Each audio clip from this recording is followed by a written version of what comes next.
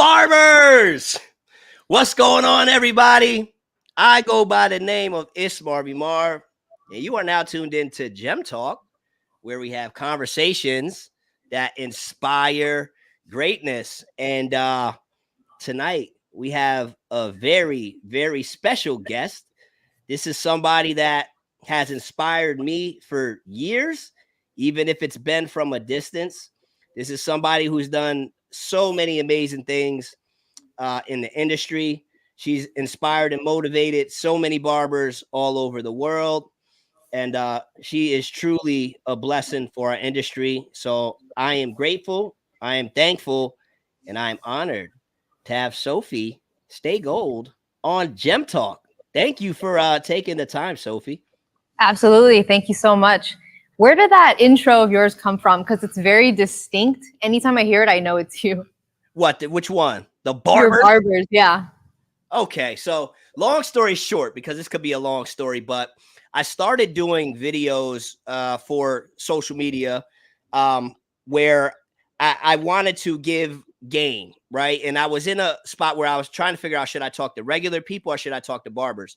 And because I felt the calling to talk to barbers, I just started making content where I was just, talking about clientele building, things you shouldn't do in the shop, just trying to help the barbers. And when I was making the videos, I didn't realize I was saying barbers, but that's how I was just starting the videos.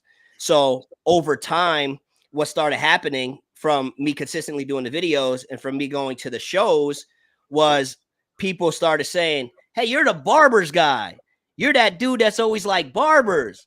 And I was doing it unconsciously. I wasn't thinking about doing it. So what I said was, okay, well, if these people are noticing that, maybe I should start emphasizing it, right? So if you go back to some of the beginning videos that I made, like you scroll way down my page, you'll see me start the videos like, barbers, if you want to get more clients, here's 3 things you could do. Or, barbers, right. You know what I mean? Barbers, if you want to be able to cut faster, here's a few tips type of thing. But once they pointed that out, I said, all right, let me really emphasize it. So I was just like, barbers and barbers. Yeah. And then it just started building. It's funny how those type of things connect to you. You know what I mean? So that's cool.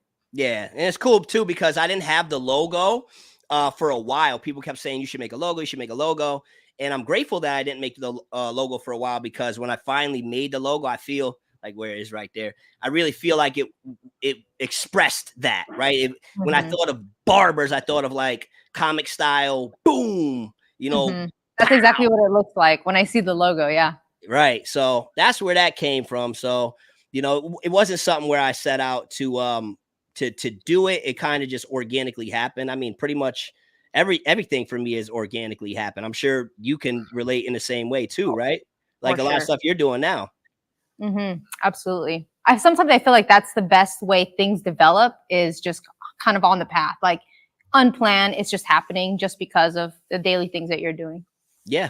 And I think when you are the type of person that is an artist and a creator, and especially once you start learning the marketing side of things, you start saying, okay, well, these are things that are happening that I enjoy doing, that are working, that people are noticing. So let's really zero in on it. So that's where that came from. And now every time I go to a show, everybody's just like, barbers, the whole time I'm there, which is super dope. What do people yell at you at the shows? Because I know people come up to you like crazy too.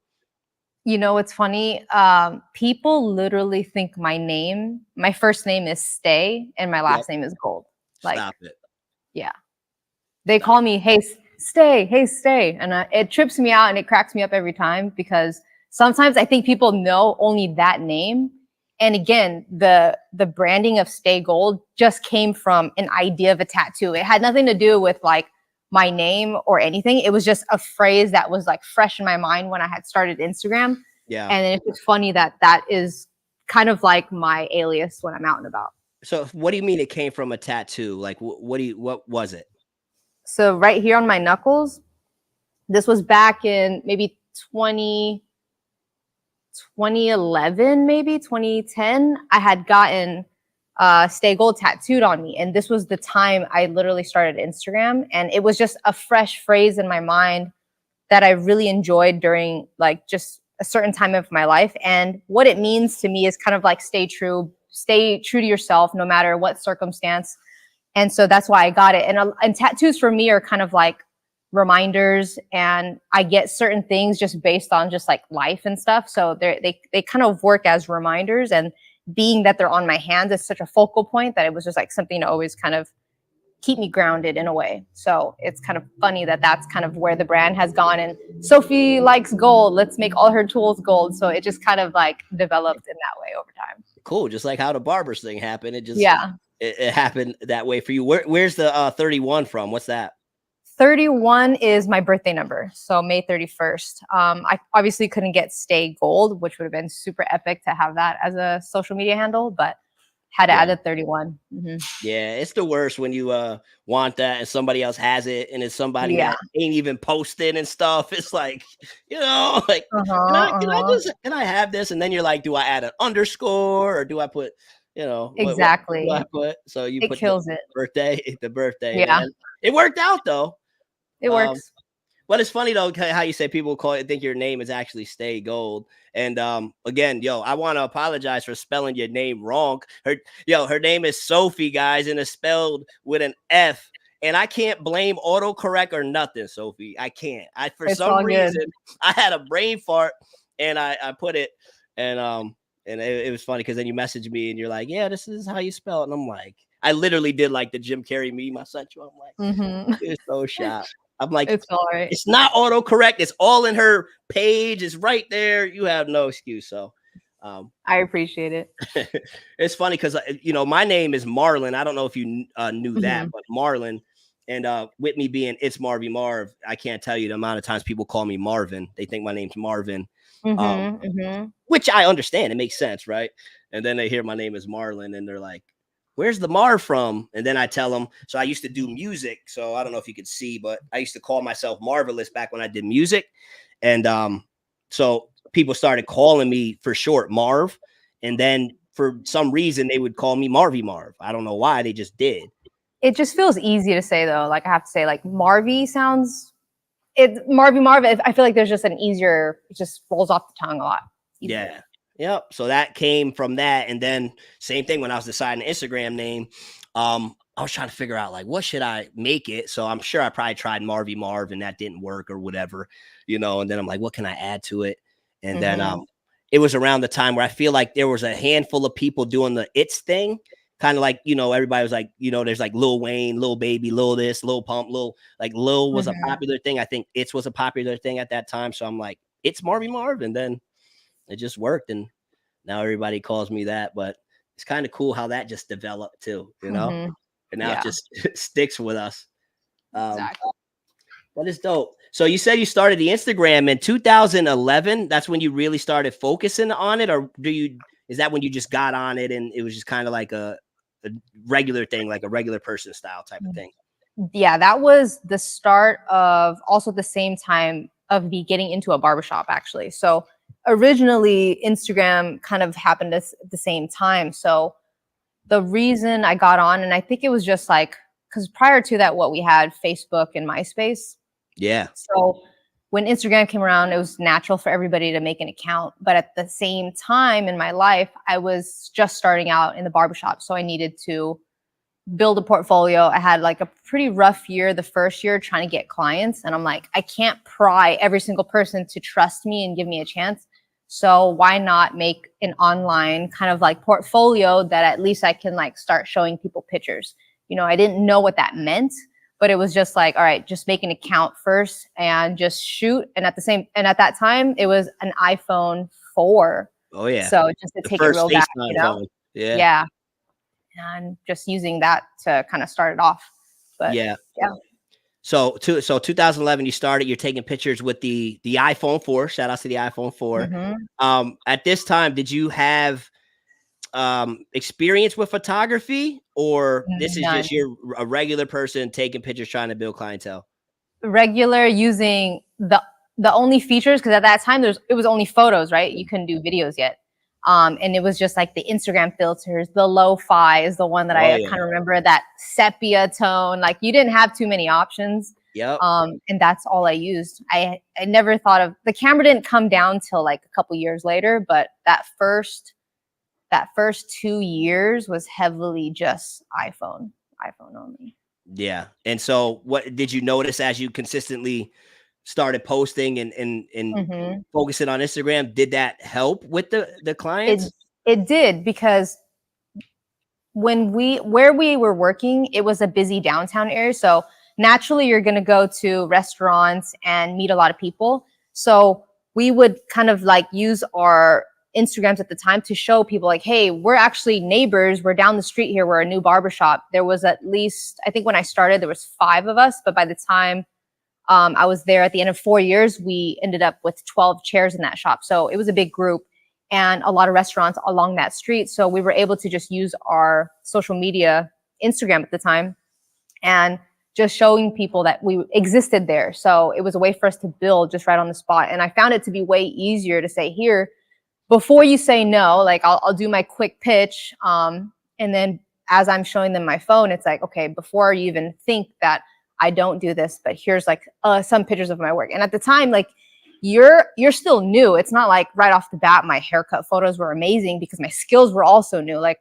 fades were still very new for me and taking photos of my work was still new. But those two things just had to grow from just doing it over and over again. You know, I didn't really think, and this is different because at that time you were practicing behind closed doors just in the shop. You didn't have to practice out in the open in the way that you have to do it today on social media with the world watching you. So I think it was a very different time of being able to maybe not have as much pressure when you're learning the skill in haircutting and also in your building your portfolio. Yeah, you said the shop you're talking about, on the thing I posted on my page, you said Great Clips was the first place that hired you. What was that? Yes. Great Clips, or was it a different shop you're talking about? That wasn't Great Clips. That was the first barbershop I ended up in. Mm-hmm. Got you. So Great that was Clips. after Great Clips. Yeah. So Great Clips was probably 2010. Yeah. Yeah, I think 2010. How was that experience? Because people got a lot to say about Great Clips all the time. How was it You for know, you? it's very fast, and you know they still exist today, and there's a place for every type of business. At the time, being new, one of the things I did appreciate is that they do hire people straight out of school, giving people a chance and allowing you to gain that repetition. And at Great Clips, you have to maintain a 15-minute average. However many you do, you have to average out to 15 minutes per cut. And this is from the point that you're typing their name into the computer and hitting next until they check out. It has to average. So I only lasted for about 2 months because it was overly stressful for me to keep up with that time frame. And I mean, this is just something that you just feel internally. I just knew, I'm like, okay, this is definitely not the feeling that I feel happy about. I feel like I'm rushing. I can't do this. So that's when I left there to look for another job. And then I had found the first barbershop on Craigslist. I don't know if you remember, but back in the day, you had to find a job on Craigslist, which is not the situation anymore. And then I found a posting on there, applied, did an interview. Still, again, very basic, minimal skill sets, but I was just willing to do whatever. I was already a hard worker. I just wasn't very good yet. And I think people can see that when, you know, you meet someone and you feel out their energy and what they're willing to do for their interview piece. And I was able to learn from that first shop and really gain like my foundation of like what I needed for barbering. Yeah, you said you in your first year you made $12,000. Was that at that shop? Yeah, it was. I didn't even count Great Clips because I truthfully, it was probably way less than that, but I don't remember. Yeah, it's funny because I get what you mean when you basically don't count Great Clips, because the first shop I ever worked at, I worked there for like 2 months. I was there for like a very short stint. I can just tell right out the gate it wasn't the vibe for me, but it was just something I was rocking out with because they gave me an opportunity, you know. So I stayed there for a little bit. Then, you know, I'm fresh out of school and, you know, he's asking me for help and he's having me cut certain hairstyles that he didn't want to cut. And he didn't want to cut them because, you know, he's a different type of person. So, you know, I'm just like, all right, maybe this ain't the spot for me. So Mhm. I worked there for like 2 months. He put me on booth rent. I always tell a story about how one week I worked the whole week, and after paying booth rent, I made like $40. And I was like, yeah, Yeah. I know I And at got a that, bill. yeah. And at that point, you have to take what you can get because you don't have any skill sets to demand where you want to work at. So before actually the shop that I ended up in for that first 4 years, right before that, I went to go test out at another neighborhood shop. So this was your more established. I mean, it's small. There's just a row for chairs and then a row for barber chairs. You know, those really tight style shops that Yep. had been there for 11 years. They tested me out for a week to just do haircuts. And in there, people were doing like 10, 15-minute haircuts, but people weren't getting skin fades left and right. It was all just like quick little maintenance cuts, like nothing too crazy. So I did try that out for a week.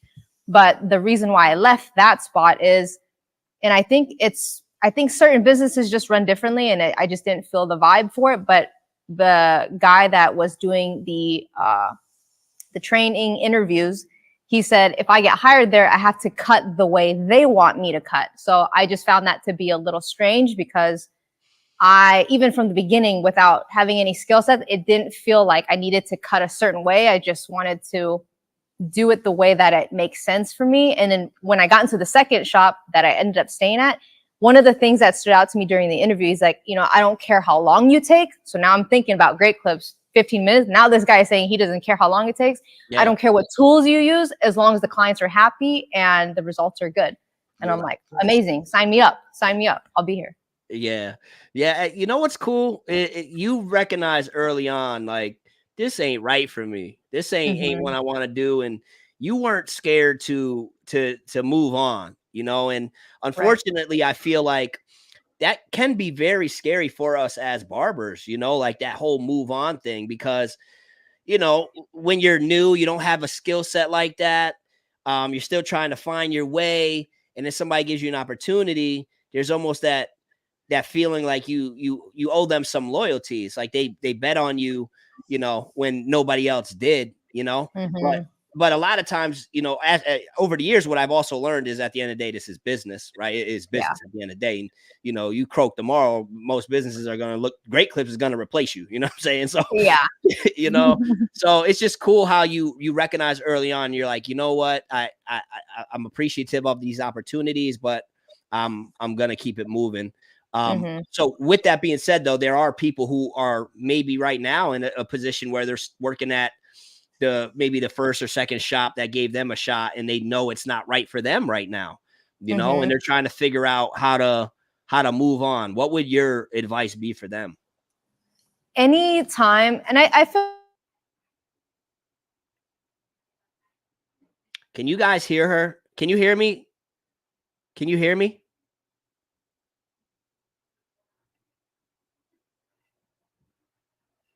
Can you guys hear her?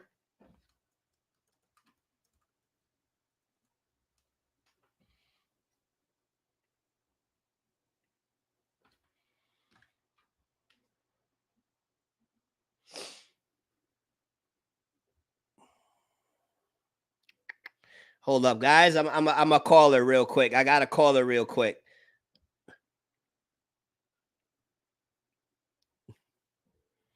Let's see if she sees the phone ringing.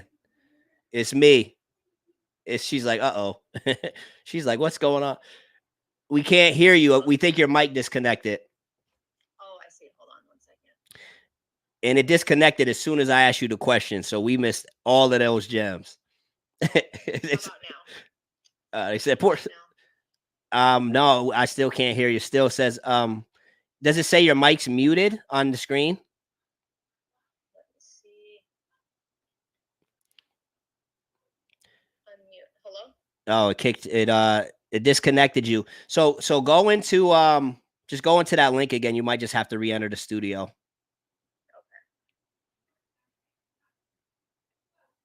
So guys, Sophie is getting it right now. We got her on the phone.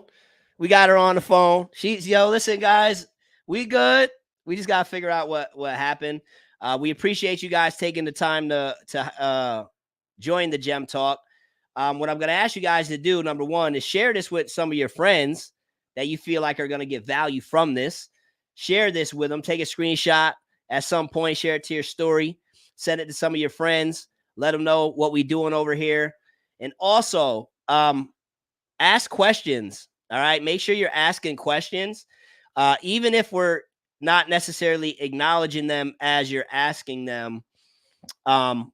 What we will do is I have a folder, right? So I'll save the questions to my folder, and then I will we'll get back to them later in the conversation. It still says your mic is muted. I'm gonna add you to the stage though. Am I still muted? Yeah, it still says you're muted. Go to your settings on the StreamYard Studio, and then select audio and see if you got to select something different in there, because it might have changed it on you. We ain't going nowhere, guys. Don't worry. We got this. We're both techie. We're both nerds. So this is what we do. It's coming up. The audio is just blank. Like, it's not giving me anything to click through. So when you click audio and it says mic, there's nothing to click through? It's just blank. Okay. Well, what about the other mic that you were using? That was just from your computer? Mm-hmm. This is very weird. This is strange. It says can't unmute your guest because their mic isn't connected. Are you sure your mic's on? Let me see. Yeah, everything is on from my end. Okay, this is new. This is new. It just stopped. I'm trying to see if there's a setting, because normally you can just select the audio. What happens if you turn your mic off and turn it back on? What will happen? Let me try that. Guys, this may be your time to run to the bathroom quick. Run to the bathroom, grab a water while we get our technical difficulties fixed.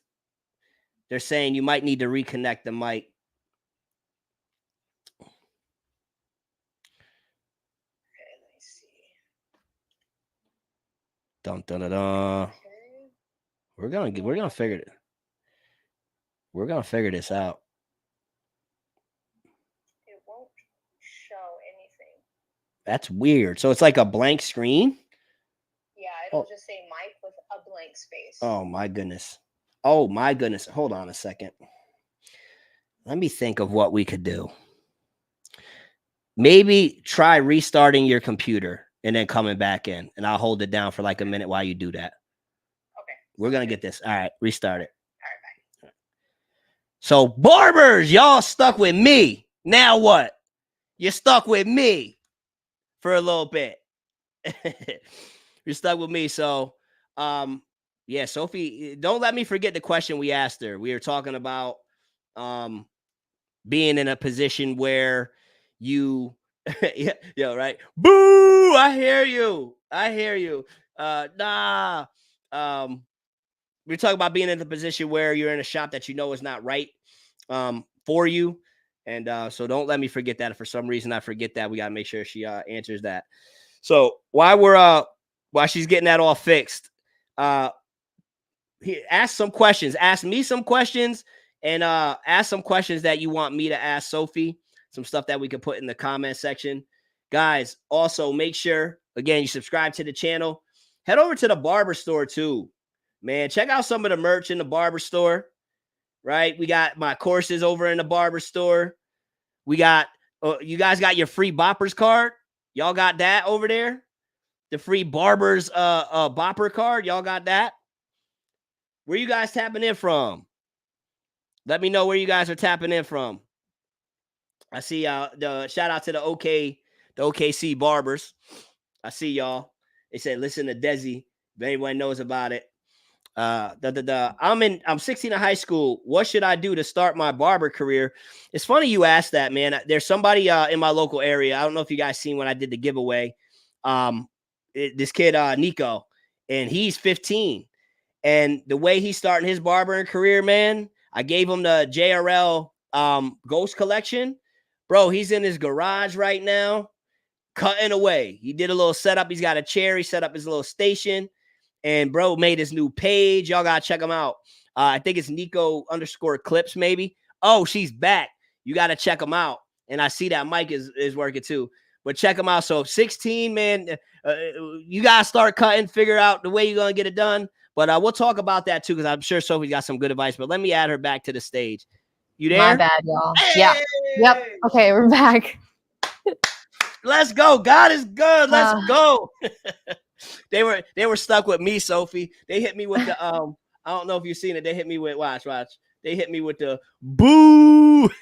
oh, Nah, Shells was just my kidding. bad. But again, so just to go back, the question I asked you had to do with leaving the shop when you know it's not right for you. And literally, Yes. as soon as you started to answer, your mic cut off.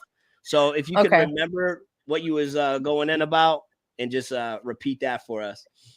Yes. So I think sometimes people fall into different situations for leaving the shop or feeling unsure. I think this is like an internal instinct that you have to feel. Like when I think about my personal journey of when I transitioned out of certain shops, it was because I had felt stuck. There wasn't any more clients I could take. I was fully booked.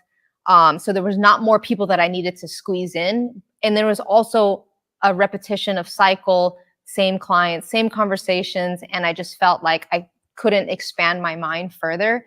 And this was about the time I started going to more shows. And what I loved about trade shows is hearing people's stories, actually. Those are the gems for me that I really enjoy, because how somebody finds success in their life, I feel like I can pull something from that and try to apply it to myself. And once I started going to shows, I started meeting other hairstylists who obviously are a different kind of business than us, and most of the time charge way more premium prices than us. It started to expand my mindset a little bit more on thinking about how to grow in different ways. So I think that was a turning point for me to also pursue more content creation, wanting to work for brands, but not really knowing. I just wanted to create content using the tools that I was using. And then that kind of led into like a whole nother world. But it's a feeling, and I think everyone, if you feel stuck, that's usually a sign for you to really analyze where you currently are and think about what is it that's making you feel uncomfortable. You have to listen to those signs, because if it gets to a place where you're showing up for work and you're not enjoying what you're doing, it kind of kills like that vibe, and you don't want to lose that passion. And burnout is very normal. Like that happens to everybody. I would say in the barbershop, like kind of like lifestyle, I probably reached burnout about 2 to 3 times, but every time it was more of a signal of just like reanalyzing what I was doing. What can I sacrifice in this current moment so I can try something that might give me a different outcome? And those are the things that I look for just along my life, of just like making sure I'm always feeling out like what's good and what's not. I love that. And I love that. And I'm glad you said a lot of that, because there are a lot of times where, barbers of all experience levels will message me. I'm sure you get a lot of the same messages too. And they're messaging me, telling me how they're feeling stuck. They're stuck. I'm sure you get that a lot too. And my advice for them is it depends obviously on what else comes with it. But typically what it always is like you said, you're at a spot where you just feel like you're not growing. Right. And you're in a position where you just feel like this is redundant, mundane. It's the same thing over and over, and it's not pulling you. It's not inspiring you, So when they message me on those, saying those things, I'm stuck. What should I do? This, that, and the third. I'm always encouraging them to try to learn something new, try to get around some people that are smarter than you in areas that you want to learn, because what I found is the same thing that you found, being around, going to these barber shows and starting to get around that energy and seeing what can be done in this industry and all of the cool things companies and people are doing. It's like that has always lit a fire in me, and I honestly, I've been doing this now since 2010. And if I wasn't going to the shows and I wasn't constantly challenging myself to learn new things, and I was just that barber that was going to the shop every day, 5 days a week, working 10-hour shifts, I'd probably be over the barbering thing too. I'd probably be done with it, probably be stuck too, so I'm glad you brought a lot of that up. that was really my life, because at that first burnout moment, I was doing 6 days a week, 8 to 12-hour shifts. I think for barbers, that's super normal. We are just hard workers. We can grind it out. 8 to 12 hours is super normal. We don't complain. We stand on our feet. We eat lunch and breakfast at weird hours of the day. But because you enjoy the craft and building these such specific shapes on different head shapes. And I think that was something that drew me into barbering so much, is like, I never considered myself an artist. It was more of just like, this is something challenging, but there's something about it that makes me want to keep learning. And so when I started to just keep building that skill set, the passion then finds you, right? Because oftentimes we're like, how do I find this passion? Is it going to fall into my lap? But something that I've learned is, once you build it in one area, you take those same steps and you can apply it to different things. So like, take for fading, for example, building that skill set to where if anybody were to walk in and wanted a certain type of fade, you've built enough muscle memory over time to know how to do it without even having to think about it, right? You're at a comfortable place. And when you think about what it took for you to get to that place, you just take those same steps and apply it elsewhere. So when I got stuck, I'm like, okay, I think I'm just burnt out from working so much. I have zero time for anything else that I want to build. So at the time, it was building more content around using video cameras and photography at that point.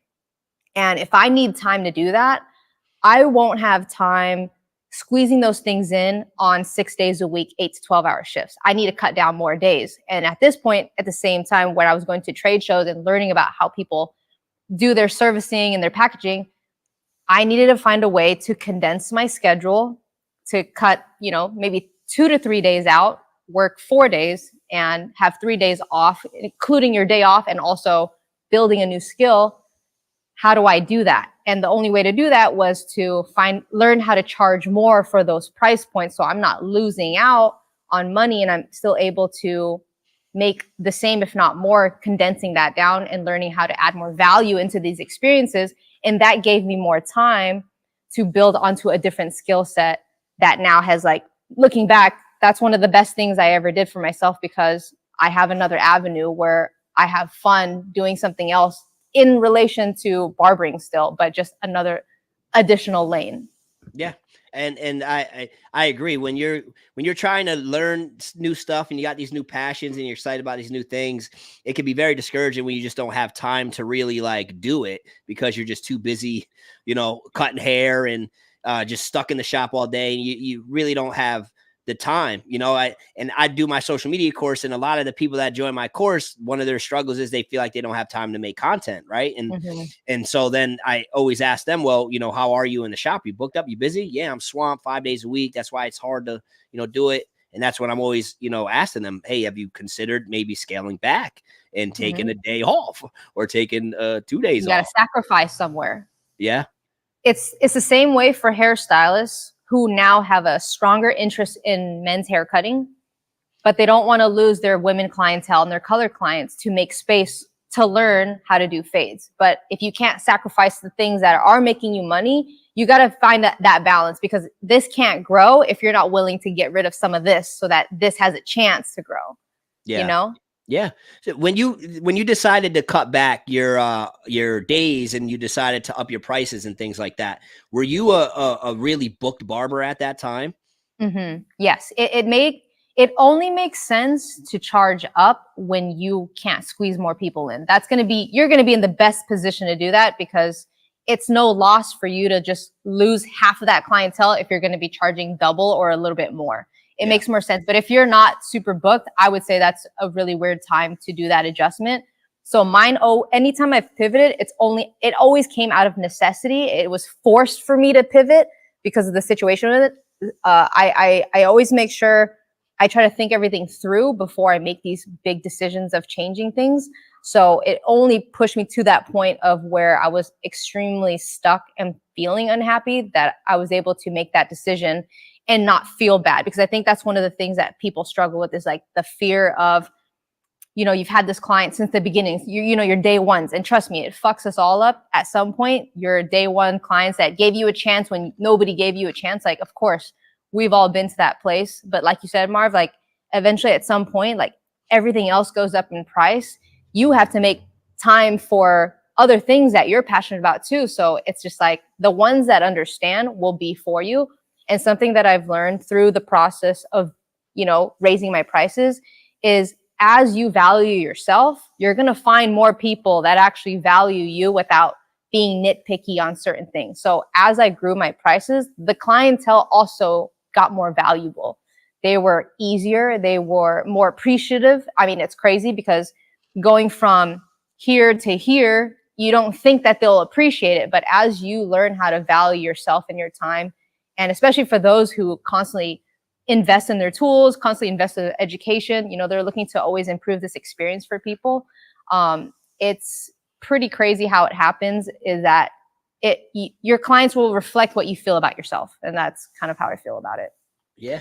Barbers. Sophie going in, dropping some gems, guys. I know you guys are loving this. Make sure you're taking a screenshot, sharing it to your story, sending it to a friend. I love all of that.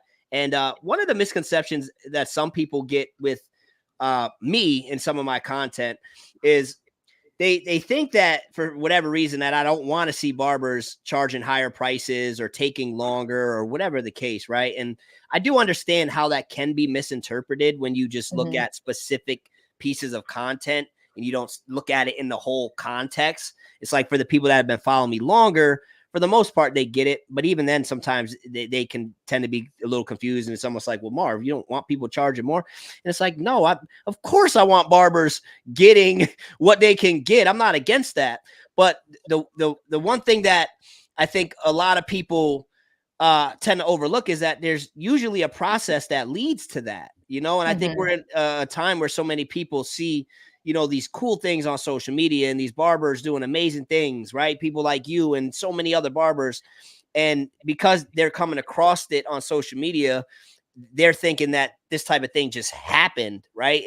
And from their perspective, they almost would want to skip that whole process and just go right to, where you are, and people like you are and people like I am. And it's like, no, like, sure, we want you to be able to get there faster than we did. You should be able to. In today's day and age, you should be able to get there faster than we did, but there's still going to be, a process. So that's, one of the reasons why I asked you when you started going up in price and all of that, were you booked, because so many people want to do that now when they don't got nobody sitting in the chair. And can you do that? If you get the right marketing skills, content creation skills, you're a real hungry person, sure, you can go up on your price whenever and get people. But, a lot of times they're trying to do that because they're not feeling like they're making enough money. And it's like, if you can't get clients at your price point now, it's probably going to be a little bit more challenging to get them at a higher price point, Exactly. It has to kind of go into line. And that was not something I ever rushed either. Like, all the price point shifts just happen very organically and just time and place of what situation I was in. Like when I first started out at that shop that I was telling you about, the neighborhood shop with just the chairs and the barber chairs, a tight space, like that spot was $7. Oh, $7 for regular haircut you were doing? Yeah, $7 haircuts were regulars, $6 if you were like elderly or like a veteran. So I started at 15.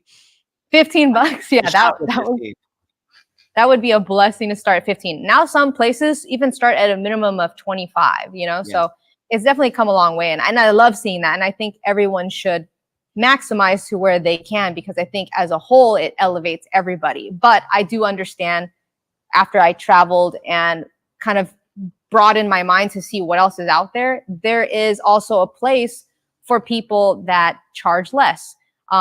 Even in the shop that I used to work in, the first actual big barbershop I was at the time, it was $12. And surrounding shops, little shacks, little quick ones, they were still charging $5 or $10. And, it was a little bit hard for us at first, because we were almost feeling like we had to compete for those clients. But the thing is, not everybody wants a detailed haircut. Some people just need a maintenance cut for their job. They don't need the cleanest fade. They don't need, all of the works. They just want something that makes them look better at their job. And so you recognize that there is a place for everybody. It's just, and then as a barber or an artist, you just got to figure out through the process of learning everything. Because I do recommend that people don't jump steps and really understand each lane, and then you can kick back a little bit and figure out what means more to you. But it's really hard in the beginning to kind of figure out what lane fits the best for you until you actually go through it. Like, I've tried everything. I've tried the salon. I've tried your chop shops, those quick ones. I've tried a regular high traffic barbershop, upscale barbershops, men's salons, almost even open to working at a kid's salon when I was super new, but I just wanted to experience it all so that I could understand it. And it teaches you a lot being in different establishments before I even ventured off and went into like a suite style by myself, because I think that also comes with a certain personality type to be able to excel in those places. So I think it's just a matter of, again, trying different things. You won't know until you do it. And it's better to at least understand it so that when you are making these decisions, you're not going to feel stuck about making them or not, because you've already experienced it enough to get you to that place where you can push through to that next decision to kind of now venture off to your next area. I love that. Very, very, very, very, very, very well said. That was awesome. Question for you. Being a woman in the barbershop, it's a little different nowadays, but I know that I can't even say I know. I can't even imagine some of the headaches, stresses, challenges that come with being a woman in the barbershop. And women are always asking me for advice, and I'm like, I don't know what to tell you. Like, I'm a guy. For you, dating back to when you first started in the shop, being, you said, most of the time the only woman in the shop. What was that like, and how did you deal with some of the challenges that you ran into? It's at every single shop, I've always dealt with it, at least in the beginning, because when you're new into a shop, you're like, even if you've already built the skill set, when I transitioned from my Orange County where I started to an LA shop, you're the new kid on the block all over again. So it's rebuilding your reputation and just, your reviews and all of that.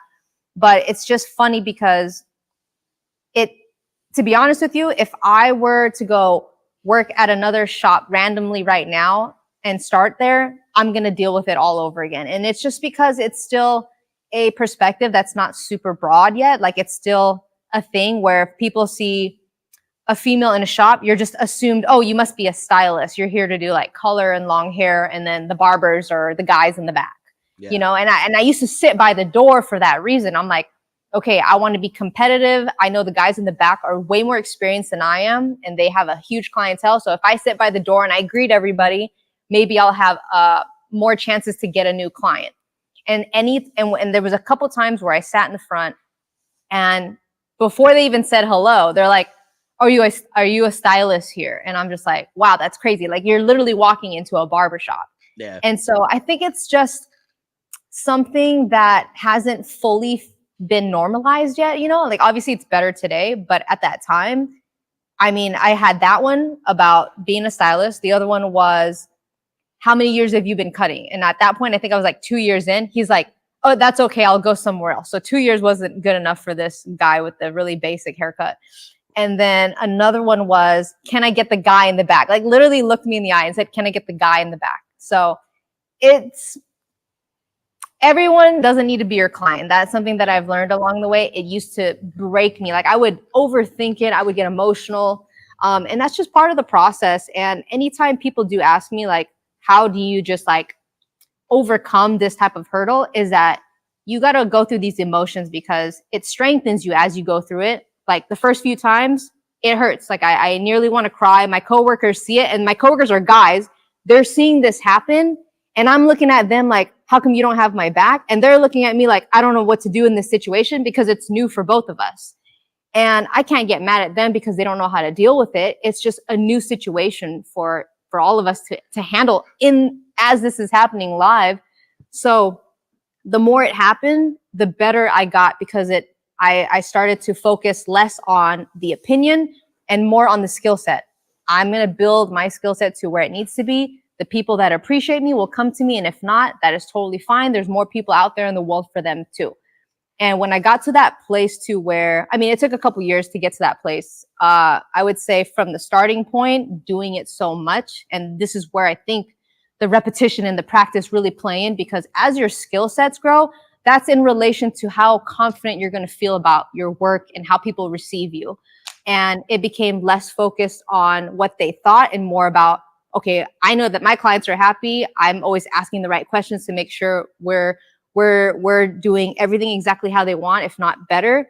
And then I have the confidence from building the skill that now if people have anything to say that's negative, it almost that I can just understand it, see it, weigh it out. What could I take from this? And then it passes right through me. But before it would sit in my mind and almost paralyze me a little bit, you know?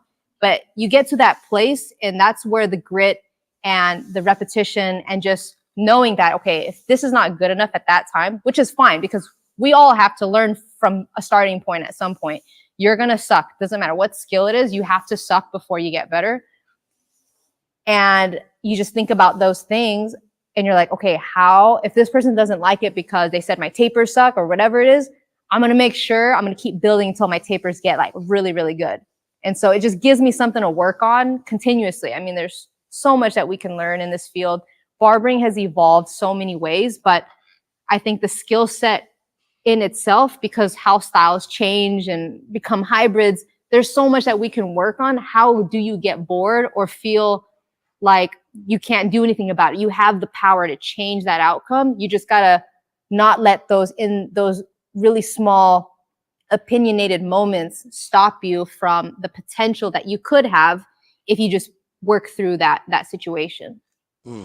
I love that. What would you do in a scenario, or what have you done in a scenario where maybe a guy comes in and makes a slick comment, but then ultimately, you know, is going to sit in your chair or is willing to sit? Yeah, right. Like say for example, right? He comes in, I'm the guy, and I come in like, anybody got time, and you're over there, and you're like, I can, and I'm like, now what about you? And and they're all busy, and now you're open, and I'm like, well, do you know how to do fades? You know what? That's exactly has happened. Yep. Yeah. So what would you do in that scenario? I do exactly what I would do in that moment, the best that I could do it. Only one time that happened particularly. His barber was not in the shop, maybe on lunch or doing a house call or something. So I had to cover. He didn't want me to do it to begin with. I was like, oh shit, I already know how this is going to go. But it was a super easy haircut. Just to give you some context, it was like a number 1 or 2 on the side, faux hawk. There's nothing to it, a little trim off the middle. There's not much you can mess up in that kind of haircut style. I was already like 5 years in. And somehow, some way, he found something to find and complain about to the barber that was supposed to do his hair. And he knew me, he knows the haircut, and he's like, I know this is not your fault. And in that case, some people just want to sit in your chair and they're already convinced on what they feel. So sometimes if they do complain, it's not even necessarily your fault. They're just sticking to that story, but there's not much control that I could have at that point other than doing what I do best and just trying as best as I can and being able to accept that and just move on. Yeah. I remember when I hired I had a woman in my shop, the first time I ever hired a female barber, and she was awesome. My girl Trish, shout outs to Trish. She was awesome, man. And I remember one time we had a guy come in, and he was one of them dudes, you know, like just that guy, you know what I'm saying? That guy. And he comes in looking for a cut, and we're all busy, and she's open, and she's like, I can take care of you now. And he's like, you know how to do skin fades? And she's like, yeah, baby, I know. You know, she was a black woman, right? So she just had that, yeah, baby, I know how to do that. And he's like, are you sure? He looks at me, Mark, can she cut? And I'm like, bro, she's nice with it. Absolutely, she can cut. He's like, all right, I'll give it a shot, you know. And she just like held her composure so good. It was so inspiring. Like she wasn't offended by it. She just took it, right? And she put him in a chair. She gave him a haircut. She was like a groomer type of barber. So she laid him back. She steamed him up. She did everything, right? So then when the service was done, this was the happiest I ever seen him in my barbershop. Like he was just so happy. He loved it. He got our information. Long story short, he would not sit in anybody else's chair after that. He wouldn't come to none of us. He would only go to her, you know, and it was amazing to witness. And I just asked her about it too. You know, at the time, I'm like, how do you does that bother you, you know, when that happens type of thing? And she's just like, you know, it is what it is. And I'm like, how do you just get through that? She's like, you know, when they sit down, I just do what I do, and then they like it and come back, or they don't, and I just keep it moving. So it was interesting to see, because like I've had so many people apprentice underneath me in the shop, guys and stuff, and that's rarely ever been asked. Like, you sure you know how to cut, type of thing. Yeah. It's happened, but rarely. But with her, it happened enough times to where we just figured out how to just have a smart comment back, because we're just like the gang, like we're the boys, type of thing. And then she would just always just be amazing about it. But it was kind of shitty to see, actually.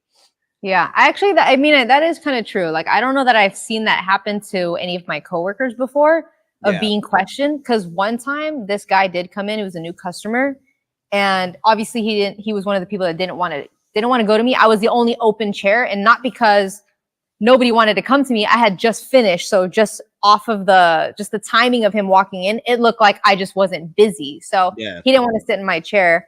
And then there was one guy in the back, like the back, but he was like a junior barber. So not even like, he was like a junior barber in training. And he was like, can I go to that guy? And I was like, sure, like, be my guest. And sometimes in that situation too, it's like, if they're still in the shop and you want to prove them wrong, you just lace up the next guy, and they're able to watch that, because the way our chairs were faced, everything was faced towards the middle. So everybody could see everybody. And so sometimes those are always really nice, when you can like finish somebody up, and that changes their perspective. Because we don't know this, but maybe they had a really bad experience with somebody else, and now that's their thought process. Women can't do fades, or whatever the situation is. That still happens. Like, I'm a huge comment reader when I'm on social. I just like to see how people think. Yeah, you did see and you've seen it too. Out. Yep. When those celebrity conversations come up and they're talking about barbering in different ways, like, people literally do still say, like, women don't belong in the shop, like barbershops.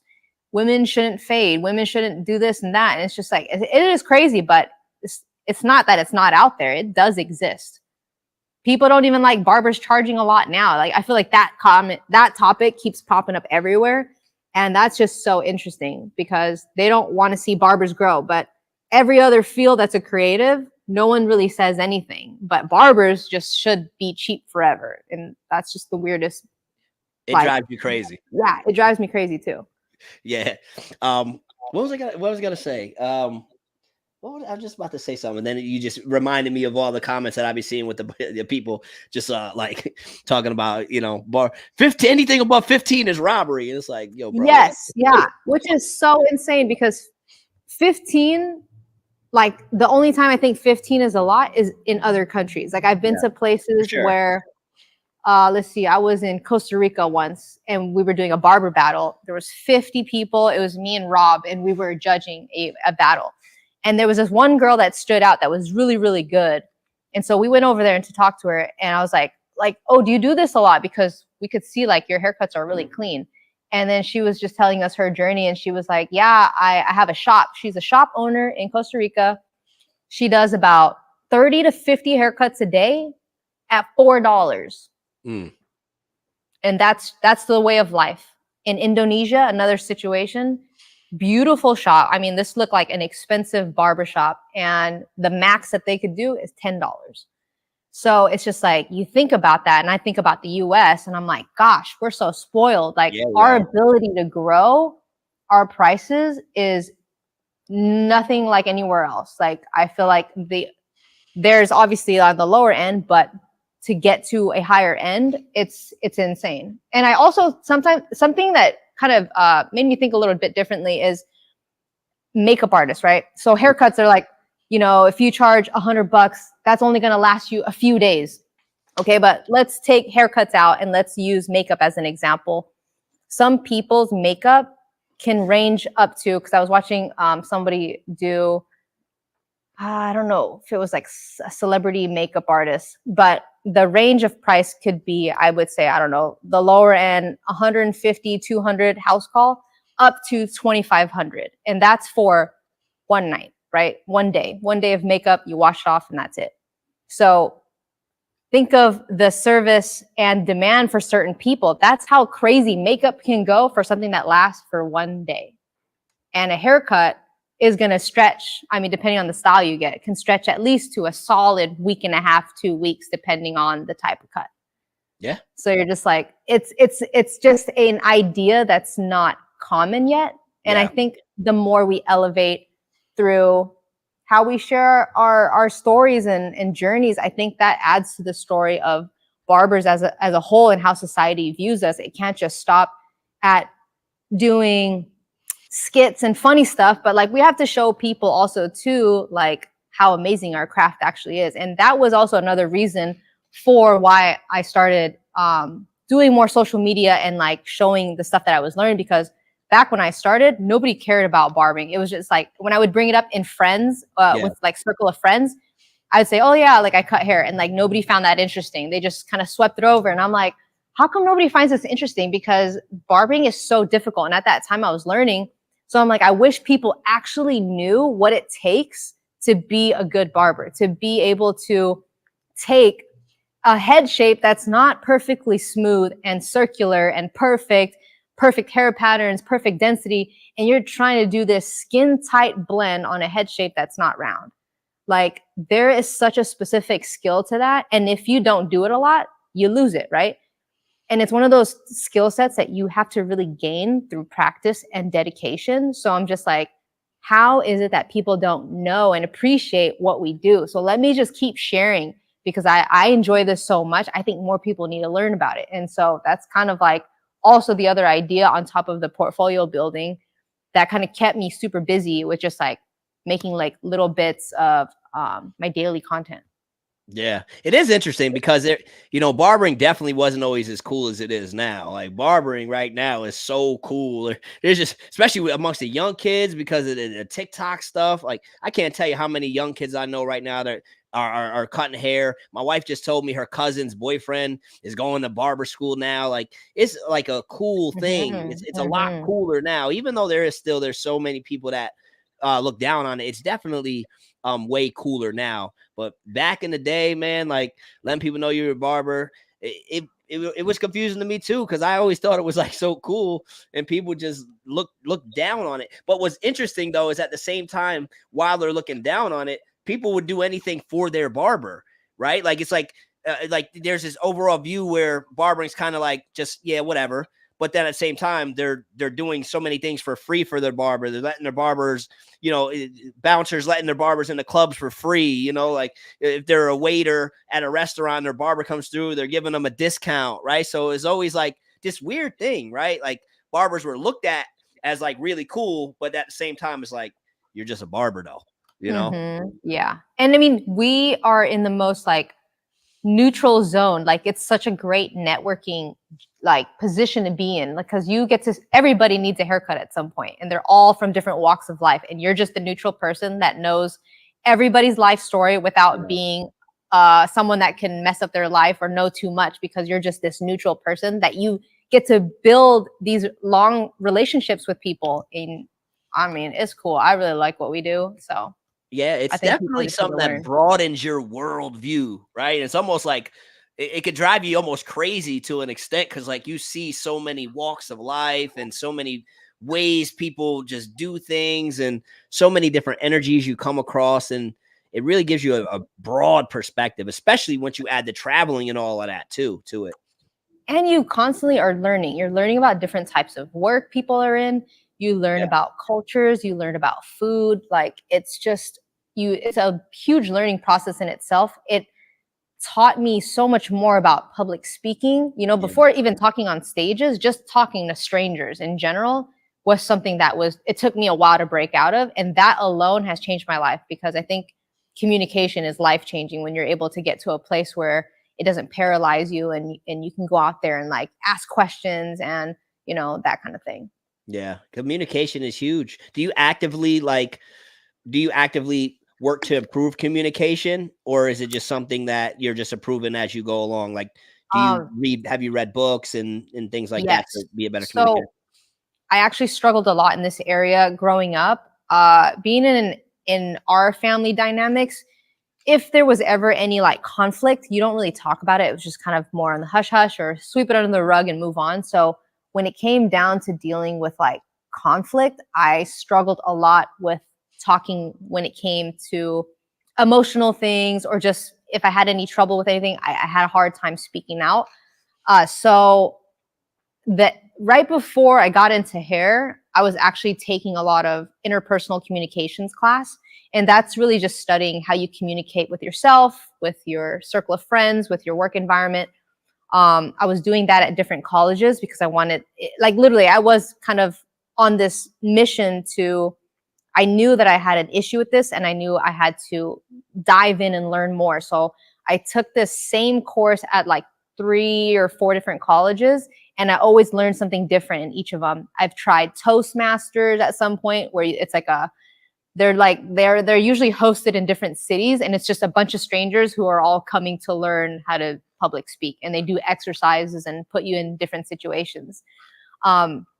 I did those things, and nothing taught me more than being in the shop and talking to strangers. But also, once I started educating and talking to more people at once, that taught me just like a whole new world of things. And then, of course, through social media, once you start to learn how to, I mean, I'm sure this was for you. When you first recorded yourself talking and listened to the playback, you almost don't recognize your own voice. You're like, why do I sound like that? Oh or my God. why did And I say it the that amount way? of ums that I had, the amount of The ums, yep, exactly.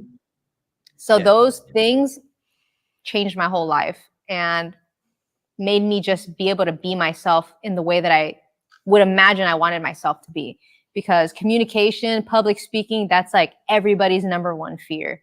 Yeah. And so when people do have that problem, I always recommend just go live on Instagram. I know that's super uncomfortable, but the more you do it, you get over the fear of just like hearing yourself, being able to just talk on the fly. And the more you do it, the easier it gets. Yeah, it's funny you say that, because about the live, because I'm always talking to people like they're me, like, so I'm just like, yeah, just start going live on Instagram. Like, it's just, I forget how hard that is at first, because I've been live so many times. So I'm like, just go live.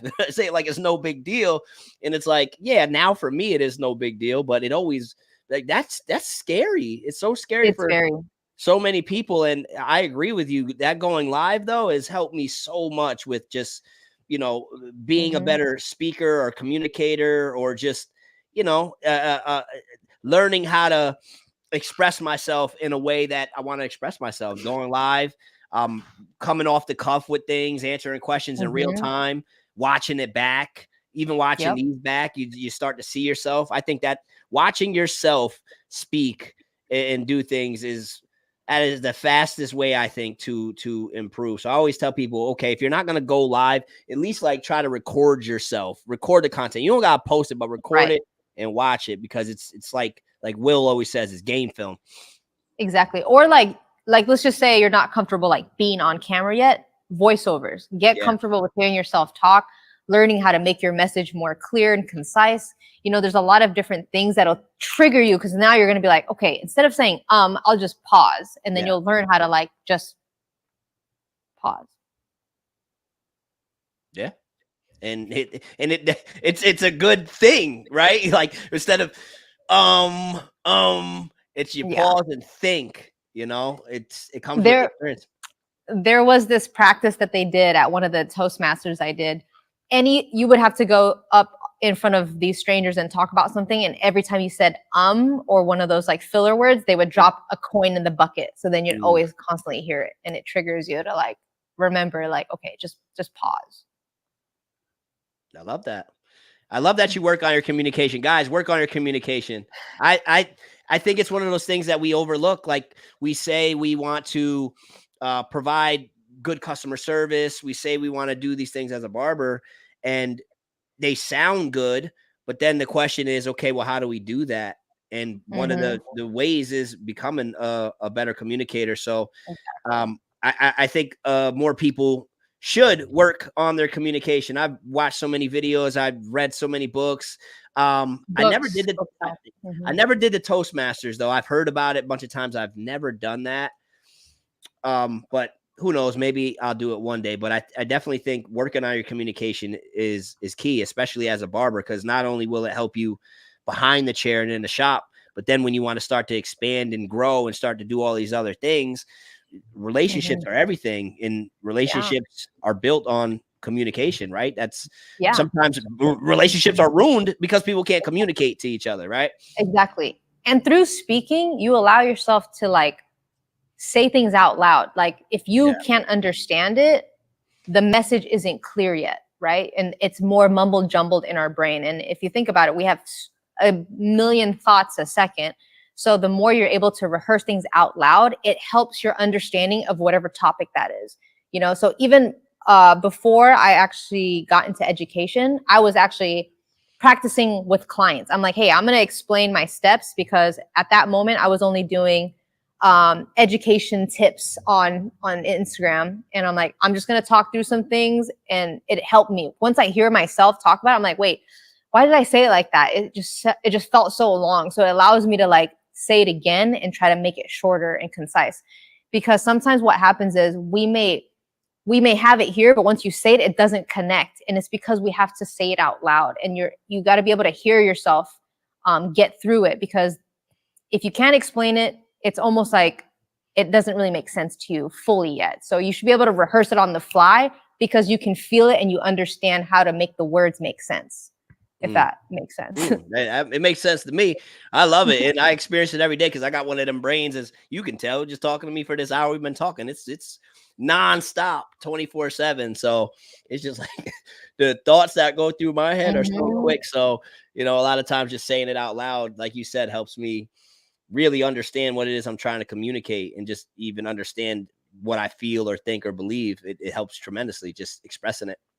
Totally. Even recently, so I've been doing these newsletters every Sunday. Every Sunday at 5, I write a newsletter on different topics in barbering. And sometimes for me, because you know, like the communication journey was really difficult, I'm really good at writing out my thoughts and my feelings, and things that I want to elaborate on is good in writing form.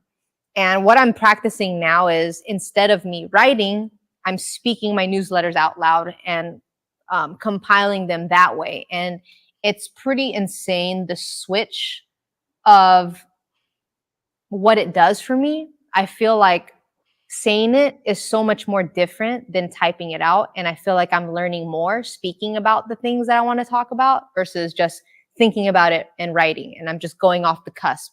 And it's a good challenge, but I'm really enjoying that part of just doing that same thing, but just trying it in a different way. Like it's crazy. I love it. I love how just you're always like looking to evolve and grow and learn new things and challenge yourself. It's awesome to hear you talk about that. Where can people get on that newsletter? So I have it linked in my Instagram bio. Every Sunday at 5 p.m. LA time, I drop a newsletter on different topics. So there's probably a few already in there, just on different things. Starting off as a new barber, there's like different topics like that.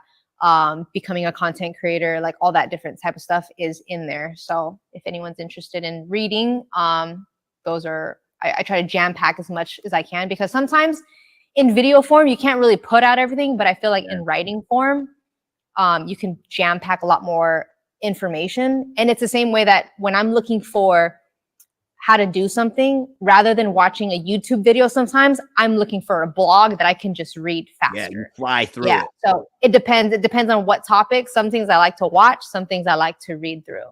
Yeah, absolutely. I know exactly what you mean, because sometimes it's just, especially when you can read quick. Like that was something I worked on early on. Once I started becoming a reader, was a few of the books I read early were like speed reading books. So trying to improve like how to read faster. So now I can like look at stuff.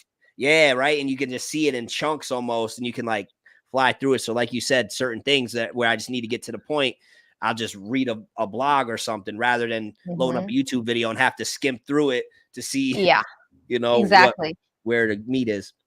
You know, I used to score really low in reading, and I thought I hated reading in high school, but it was actually because I didn't enjoy what I read. So it wasn't until after high school I started with the things that caught my eye first were self-development books. I think that's just a constant journey I've been on. I love them because when you read them, it automatically gives you a different energy, and you're able to pick up the energy that the author is creating. And it teaches me how to think differently and experience things that I've never gone through based on what I'm reading. So I feel like I'm learning and absorbing. So reading has been like crucial. Podcasting, Yeah, love them. certain topics, like there's people that are more spiritual, people that are more entrepreneur, like it just depends on what it is. But those two things I think have helped me develop as a person, alongside just like, obviously like the skill building stuff, but it's helped me so much. Oh yeah. And reading for me, I wish I could speed read like you, because I can't. For me, it's like sometimes if I'm not in it, I'm like reading the same paragraph like 10 times, because I'm like, I don't want to keep going unless I'm like fully present. But sometimes it just gets lost in my brain. So me reading a book takes me actually a lot longer to finish, because I'm like, wait, did I get it? Did I get it? Let me read it again. Yeah. What I like to do is I like to speed read, and if I get a book, I always get the audio version of it too. Oh, yes. And most of the time, I can't even say most time, but a lot of times on the book, I'll do it like 2x speed, like just because my brain could like take in stuff quicker. Yeah, it's weird. So like I'll speed it up and try to catch the meat of it, Have you done the book reading and listening to an audiobook at the same time? Yep. I love that. Okay, I haven't done that yet, but they say you actually hold more of the information if you could do both. Because I usually do one or the other. Either I'm just reading and trying to get through it, or I listen to the audiobook, but then sometimes my brain drifts and then I have to like listen to it again. So I'm having the same issue. But I wonder if I did both at the same time, if that would help. Yeah, I love that. And anytime, and with the Audible app too, it like syncs them. It will like highlight the words for you too. Like most of them it will sync. So as you're reading, the words are highlighted and you hear it. So I gotta try that. It definitely helps. I started reading probably about 25, 26, and same thing for me. The self-development, personal development stuff was the first stuff. I think the first book I ever bought was The Success Principles by Jack Canfield. And then it just, from there, it's just a bunch of personal development stuff. Then I love philosophy and spiritual stuff. I love going there. And then just the stuff that I'm trying to learn, marketing, sales, that type of stuff, leadership. I love diving in those type of books too. And I definitely would say that with books, audio books, podcasts, and stuff like that. I mean, that's how it's helped me grow so much as a human. And it's how I stay so like in a state of peace, bro. Like I'm always brainwashing myself with some good stuff. I can't say always, because I scroll social media and see the negativity and stuff too. But, there's so many times throughout the day, and where even when I'm in my car, rarely do I listen to music unless I'm with like my wife or kids or something like that.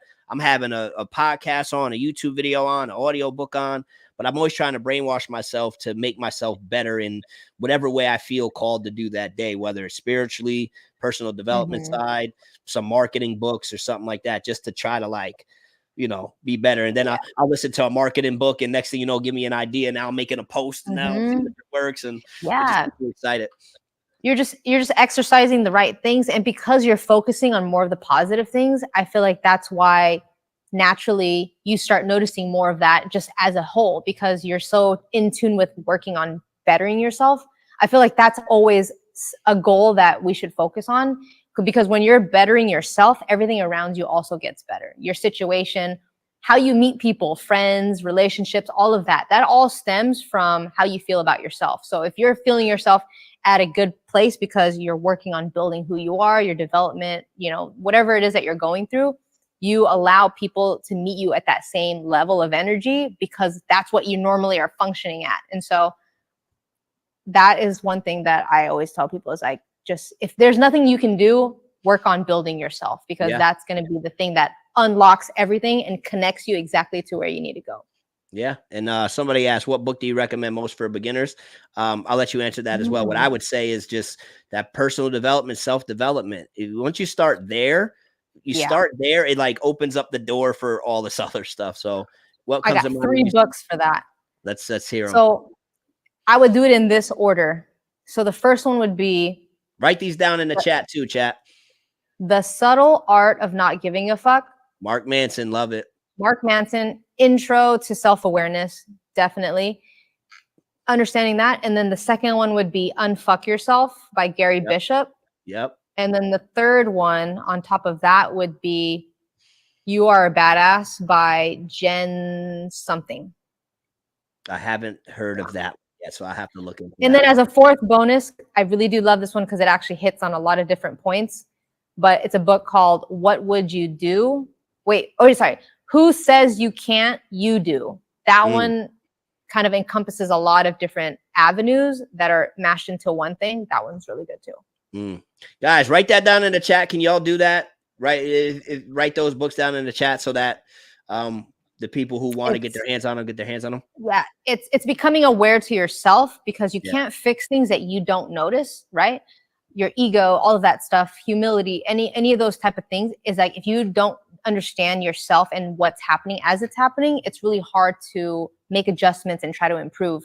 And also along some of those books, it's about dealing with self-doubt, negativity, how to tune stuff out, also being more accountable. It teaches you a lot of those things too, where you allow yourself to bring back the power that you have within yourself to then make the changes that you need to, and less of us blaming things on, on the outside of our lives, and being able to internalize those things as I have the power to do this. I can make that change.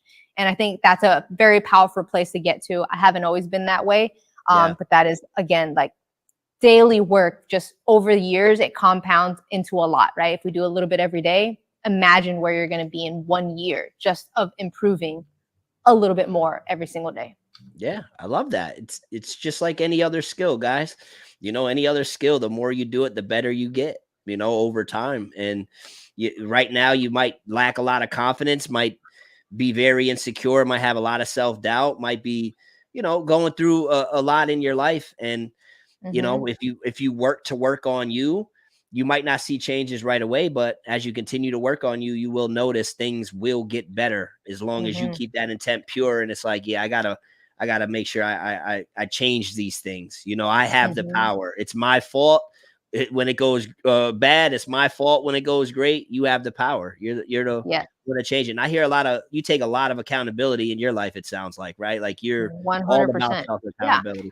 And I used to blame people. So it's not to say that I just naturally was given those skills. Those are like, self-awareness is a muscle that you have to build. Not everybody has it. It's something that we have to work on.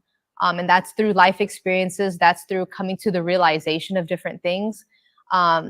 And it's just understanding yourself. And that doesn't really happen unless you slow down and look inside. It's just like when something doesn't feel right, you have to like really be honest with yourself, and also surround yourself with people who can be truthful and maybe see things something a little differently than how you see yourself, And sometimes it's hurtful to hear the truth, but those are the things that allow us to see ourselves in a different light and also be able to fix things.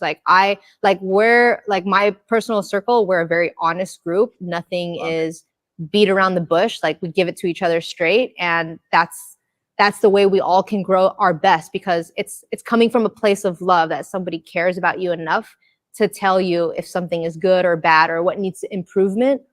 And when you can first get past that first hurdle, because I think the first time I opened myself up to actual constructive criticism, it was hurtful at first, because when you're working on a skill, it's a very sensitive piece of art for you, because you don't want somebody to tell you you're doing it wrong. But if you're trying to grow and you're trying to evolve and move into these different areas, like sometimes you need that honesty from people that know you, that care about you, so that you can reach a higher potential version of yourself, to where now it's like, literally, I don't know, like it would be really hard for somebody to make me upset, because whatever you can talk shit about my work, whatever it is, I can look through it, I can analyze it, and then I can take something positive from that.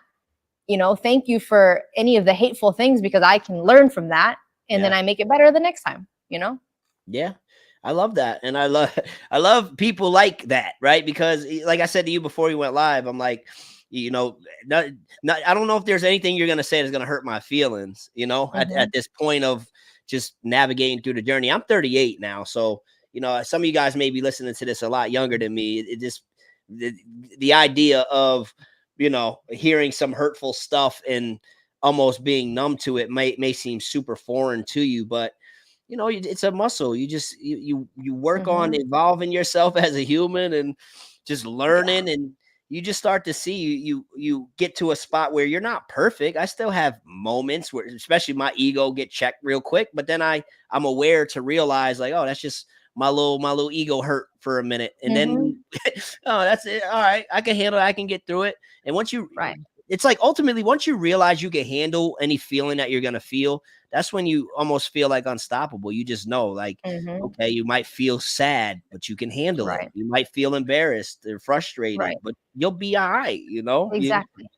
And here's something to help with that thought process, because if you can't handle the stress at your current level, that will mean that you're not ready for the next one. So Mm, until you can honor that current moment, the challenges, the hurdles, whatever it is, if you're not able to successfully get through those emotions for here, it's going to be really hard to elevate to what's next. And I think this is one of the biggest problems that I hear the most from barbers when I meet them at shows or talk to them online, is they have the skill set. They're good at what they do. They just have trouble with entering this next phase, how to develop, how to evolve. And I think it's more so an energy thing of feeling like you could have the skill, but you can never feel like you've just arrived. I feel like that really is what stops people from growing, is you think you know it all. But mm-hmm, the truth is, the more you know and the more you learn, you realize how much you don't know, right? mm-hmm, And that in itself has taken the ego out of like a lot of things for me. Like it's not to say that ego is bad or good, because you need it, because in some ways you have to be prideful about the work you do. You have to care about it, right? And that's kind of a little bit of the ego, but you have to know when to balance the humility. And I remember hearing this on a podcast, and it always changed the way I think, because you have to know when to fluctuate one over the other. So let's just say, for example, if I'm taking on a client and they want a certain haircut, but I'm like, oh, well, this looks better because I'm the one that's looking at their head shape. I can see what looks better than what they're thinking. If I'm not, my ego level isn't up, and I'm just like, oh, okay, and I'm more soft spoken, blah, blah, blah. They're going to be able to choose what they want to choose without listening to me, because my tone is just too soft or not sure or not confident. So that's when you need your ego to be like, no, like this is going to look good because X, Y, Z, and you're trying to help them achieve a better result, whether that's in a haircutting process or an education platform where you have to demand the respect, right? Now, on the flip side, if I'm learning from someone that I look up to, humility is all the way up. I'm a sponge. I'm ready to learn, and I take that stuff out, because you have to know when to pinpoint those things depending on the situation. I think you need both to be yeah, successful at everything that you do, because you can't just be humility and not give a shit about your work. You have to give a shit about your work, but also not being an asshole, right? yeah. And I agree with you 1,000,000%. And one of the beliefs I developed is that we've been given all these things because they're tools for us, right? So it's, if we've been given the ego or whatever we define it as, it can be used for good or it can be used for bad, right? Yeah. It's all in what you do with it, how you use it, when you use it, right? So What you tune into, right? If you're a negative person, you're only noticing the negative things in everything that you do. It's one of the, I mean, it's easier said than done. You have yeah, to right. take the time to build, again, like the self-awareness to know, like, in this moment, is what I'm doing good for me or bad for me? If you think about those questions at every decision you make during your day, does it improve your life or does it take away? And that usually helps you kind of like just check on, things. And I'm constantly looking, like, I still go through challenges every day, but I just don't let it hold me back. If anything, and it's negative, it's just a way for me to dissect whatever it is and try to figure out, okay, how do I make this better? This is challenging, this is difficult, but I'm letting the emotions run through me, but not stopping me. And I think that's something that I'm most proud of, because it hasn't always been that way. I would kind of get stuck and then get stopped, but now I can work through things by just letting the feelings happen. Like, you have to allow the process to kind of go all the way through. I love that. I love that. You're amazing. I love the way you explain that and break it down. It's awesome, because for the people who are tuned in that are receiving what you're delivering, it's life-changing. Mhm. It can be life-changing because so much starts up in here and then it 100%. starts up at, I mean, everything starts up in here, right? Like this Yeah. whole moment is happening because I had the idea to say, all right, I should reach out to Sophie to get on Gym Talk. And I'm sure Mm-hmm. you've had the idea even probably before I reached out to you, like, hey, maybe I'll do that one day, or whatever the Mm-hmm. case is. You know what I mean? Yeah. It started up in here, and now it's, it's out here. So if you can work on you and work on up here, and then understand that, feelings, you don't got to be scared of any of them. You can handle all of them, and Mm-hmm. you're willing to face them. You can change your life a lot faster than you think you can. Like, if you really just step back, guys, and just think about how many things that you would do if you weren't scared, or Yes. how many things you would do if you weren't you didn't think it would be embarrassing, or how many things you would do if you didn't think you would look stupid doing them, right? Like, Yeah. if you weren't scared of feeling those things, think about some of the amazing things that you would do. And Mm-hmm. I'm here to tell you, and I know Sophie's here to tell you, like, you're gonna be all right. Go through those, feel those, and go after what you want. You'll be amazed at what you accomplish when you're willing to go and be uncomfortable at the end of Yes. the day. You're only going to be bad for a period of time. That's the thing that won't last forever. But Yeah. it's those that are brave enough to allow themselves to try that will see the possible result that could be life changing, right? Yeah. So Yeah. You got to yeah, be willing. you might be embarrassed, you might be hurt, but what about the other side of not knowing that it could be something amazing, you know? Yeah. Absolutely. Speaking of not being good and being bad, how long do you like, when did you feel like you started getting good at cutting hair? Because I'm sure there's probably enough people watching right now, and then people that are going to tune in, that they just are not confident in their haircuts, or they're just maybe feeling like it's just taking too long to get there, or they're just kind of wondering, when are they going to feel like they're good? At what point did you know, like, okay, I'm pretty good at cutting hair? How long did it take you? Okay, let's just talk about fading from the beginning, because I think haircuts now are definitely a lot more different. But from the starting point in 2011, when I really, really was practicing, I would say maybe 2.5 years in of having like that 8 to 12 hour shift daily, 6 days a week, was when I felt the most comfortable. Like, when I say comfortable, it's like whoever walks in and they want a certain type of fade, I could do it without thinking about it. It was more so muscle memory was already baked in place, and I just got to allow my hands to do the thing. But from year two, year 2.5 till now, I've been doing hair now for 14 years in total. I would say there's still little things that I'm always trying to improve on, because whatever I can do today, I can still do it better tomorrow, So the core, I would say the foundation of the barbering skill as far as fading goes, I think 2.5 years of that heavy schedule. And then I would say from that point on till now, refining is probably something that's constantly growing. Mm-hmm. Got you. So what would you say to somebody, like, what would you recommend they do? Let's say somebody is in that spot where they're still feeling like they're not that good, and they're at a shop that maybe they're not getting a lot of hands-on reps. So they're just doing a lot of sitting around maybe, Mm. and they're wondering, like, okay, how am I going to get better if I'm not cutting hair? What would you recommend they do? If you're not good at finding clients, I think you have to go work at a high traffic barbershop. Like, Yeah. that's where you're really going to get good.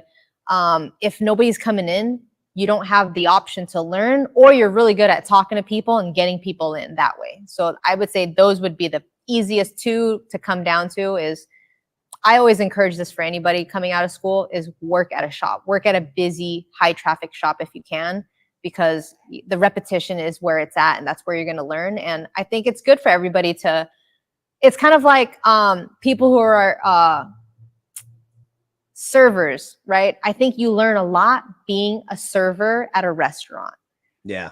Because you deal with all types of clients. And I feel like that's the same thing for like barbers who work at a high traffic barbershop, learning everything that comes with it, because you're going to deal with clients that are, the range is nuts, because you're going to learn a lot of customer service skills. You're going to learn how you react in really heavy situations.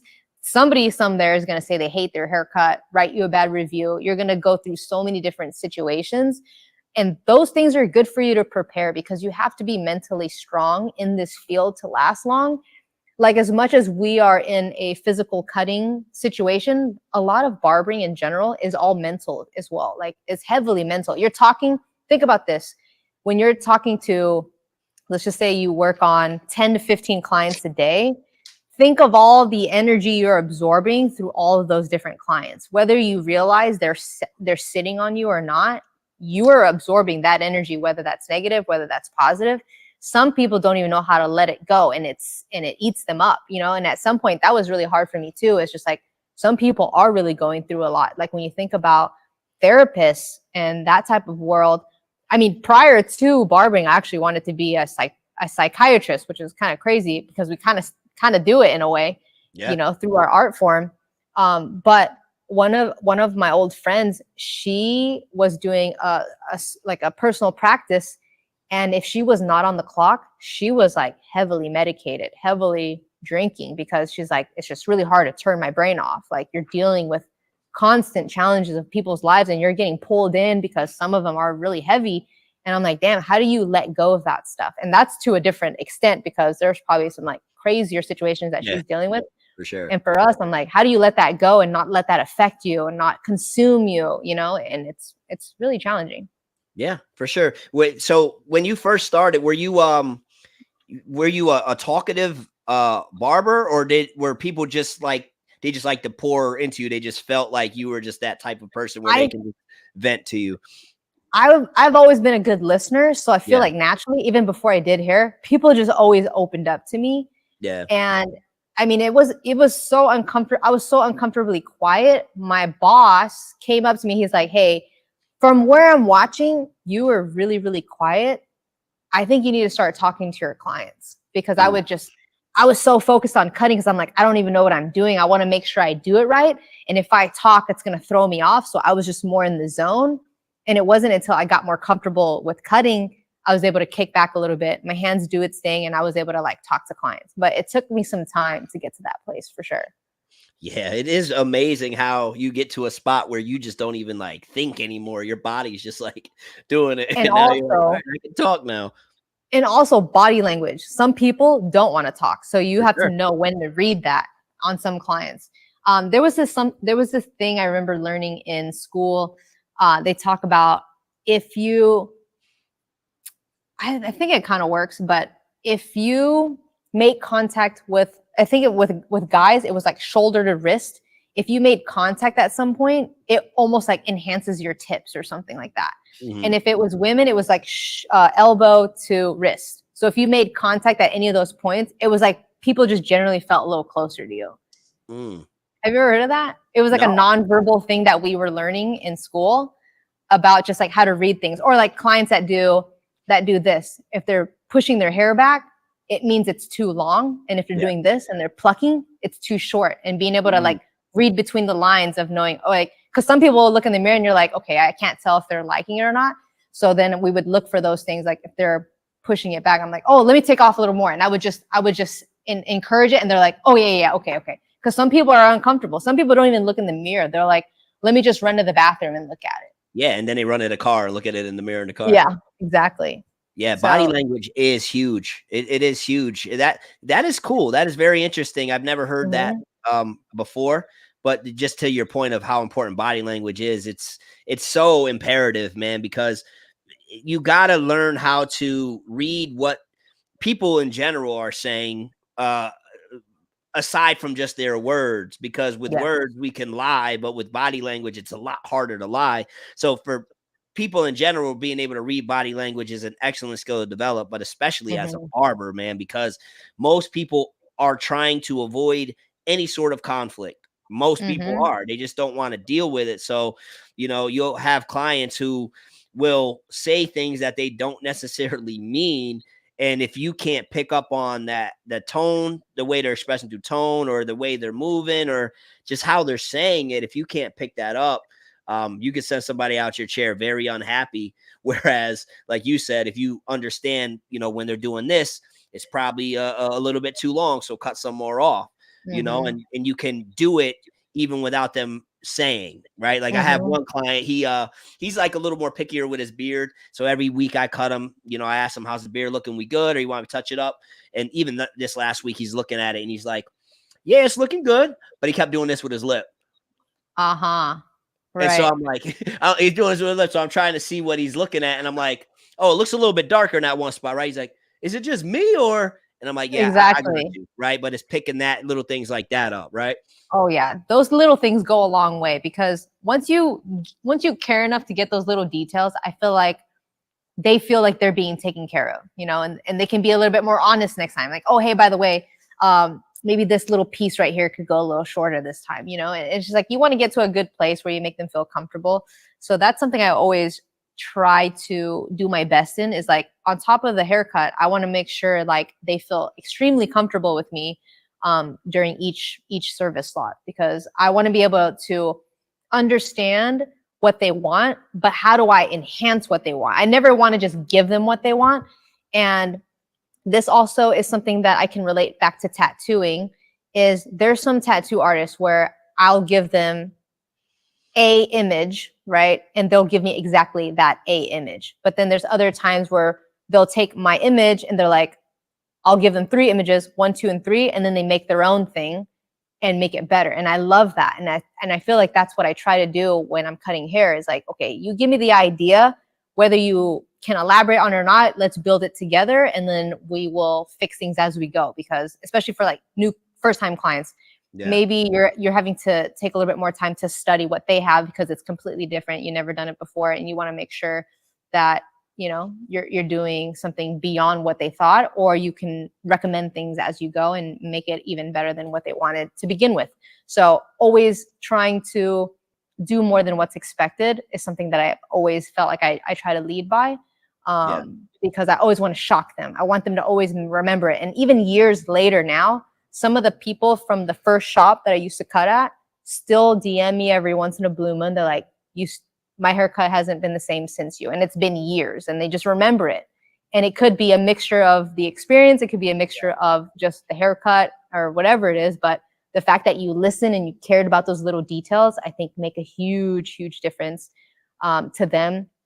And for us, like, if you think about ourselves as customers of different places, restaurants are a great example. When somebody cares about those little things, it makes your entire experience a whole lot better. You know, something super simple as filling up your water cup and not letting it go dry, like little things like that. Like you just like, damn, good service is hard to come by these days. And I don't know why that is, but once you have it good, it's so memorable really quick. Yeah. And unfortunately, a lot of places just don't be having great service like that anymore. And it's crazy. It is crazy. There's so many times I go places and I'm like, just the other day, bro, like my daughter just turned 15, right? I hate saying that out loud, but yeah, she turned 15. And so we were gonna surprise her and get her the new iPhone, and we got Verizon. So I go to the Verizon that's like by my house, and we walk in, and there's a couple people working. And we walk in and they just like look at us. They don't say nothing to us. So we do the little awkward walk, act like we're looking at stuff thing to give them a minute to acknowledge us. Nobody says anything to us.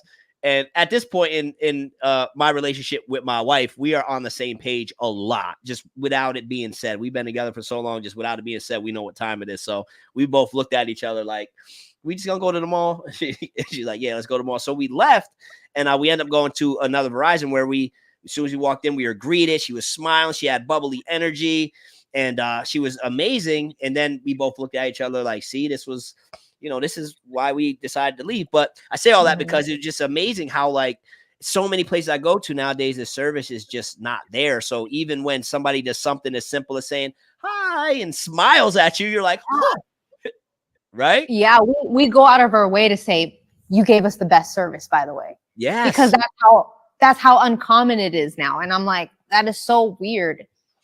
Yeah, because it's like, for me, I always say, well, this is because I get in my little funk. So I'm like, this is why y'all are going to get replaced by robots, bro. Because, like, I mean, the thing the robots can't do is replace that human thing we have, right? But everything else, exactly. These robots are no joke. So y'all are going to be mad when you're replaced by a robot, when you just can't simply say, hello and greet people and show common courtesy, and try to make people feel good. I think when I'm always trying to give advice with customer service and stuff like that, I'm like, there's so many different little things that you can do, which I'm actually going to ask you, what are some of the things that to add on to what you've already said, some extra things maybe you can add to help improve customer service.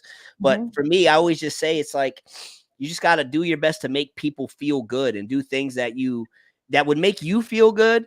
Just make people feel good. The more people feel good being in your presence, the more they are going to want to be around you, because we all just want to feel good. So if you could just make people smile, if you can make people feel comfortable around you, and people feel like they can be themselves and things like that, they're going to want to be around you more, So that's what I always say to people. What are some of the things, like, what are some of your go-tos when you're thinking, like, I'm trying to make people as comfortable as possible, I want to provide a great service? Like, what are some of the things you're thinking right now that you always make sure you do? First, once I started doing appointments, it was very important for me to show up on time. I'm always very punctual. That was militant on that stuff. If you had an appointment at 4, I am trying to get you in the chair at 4. And if I am running late, whether that's 3 to 5 minutes, I'm usually not late by a lot. But if anytime I know that it's going to happen, I usually text them right away and let them know, hey, you want to go grab a coffee really quick, or show up in, like, I'm a little bit running behind. But I'm always trying to be courteous of giving them a heads up. That's something that has been helpful. Another thing is I ask a lot of questions. So I'm trying to learn about them. And something that people like to do that improve the situation, because as I'm cutting hair, I'm also taking a longer time. Like, a lot of the people that I've cut next to are like, they can get like 2 to 3 people out to my one. And if I don't want the haircut to feel long, if I have something fun to talk about, it usually helps make the experience more fun, and they don't feel like it's taking so long. So that was actually a tactic that I would use, because I'm trying to make them enjoy their time there. And so I would just ask them when you're having fun. Exactly. And so I would find things that they could talk about.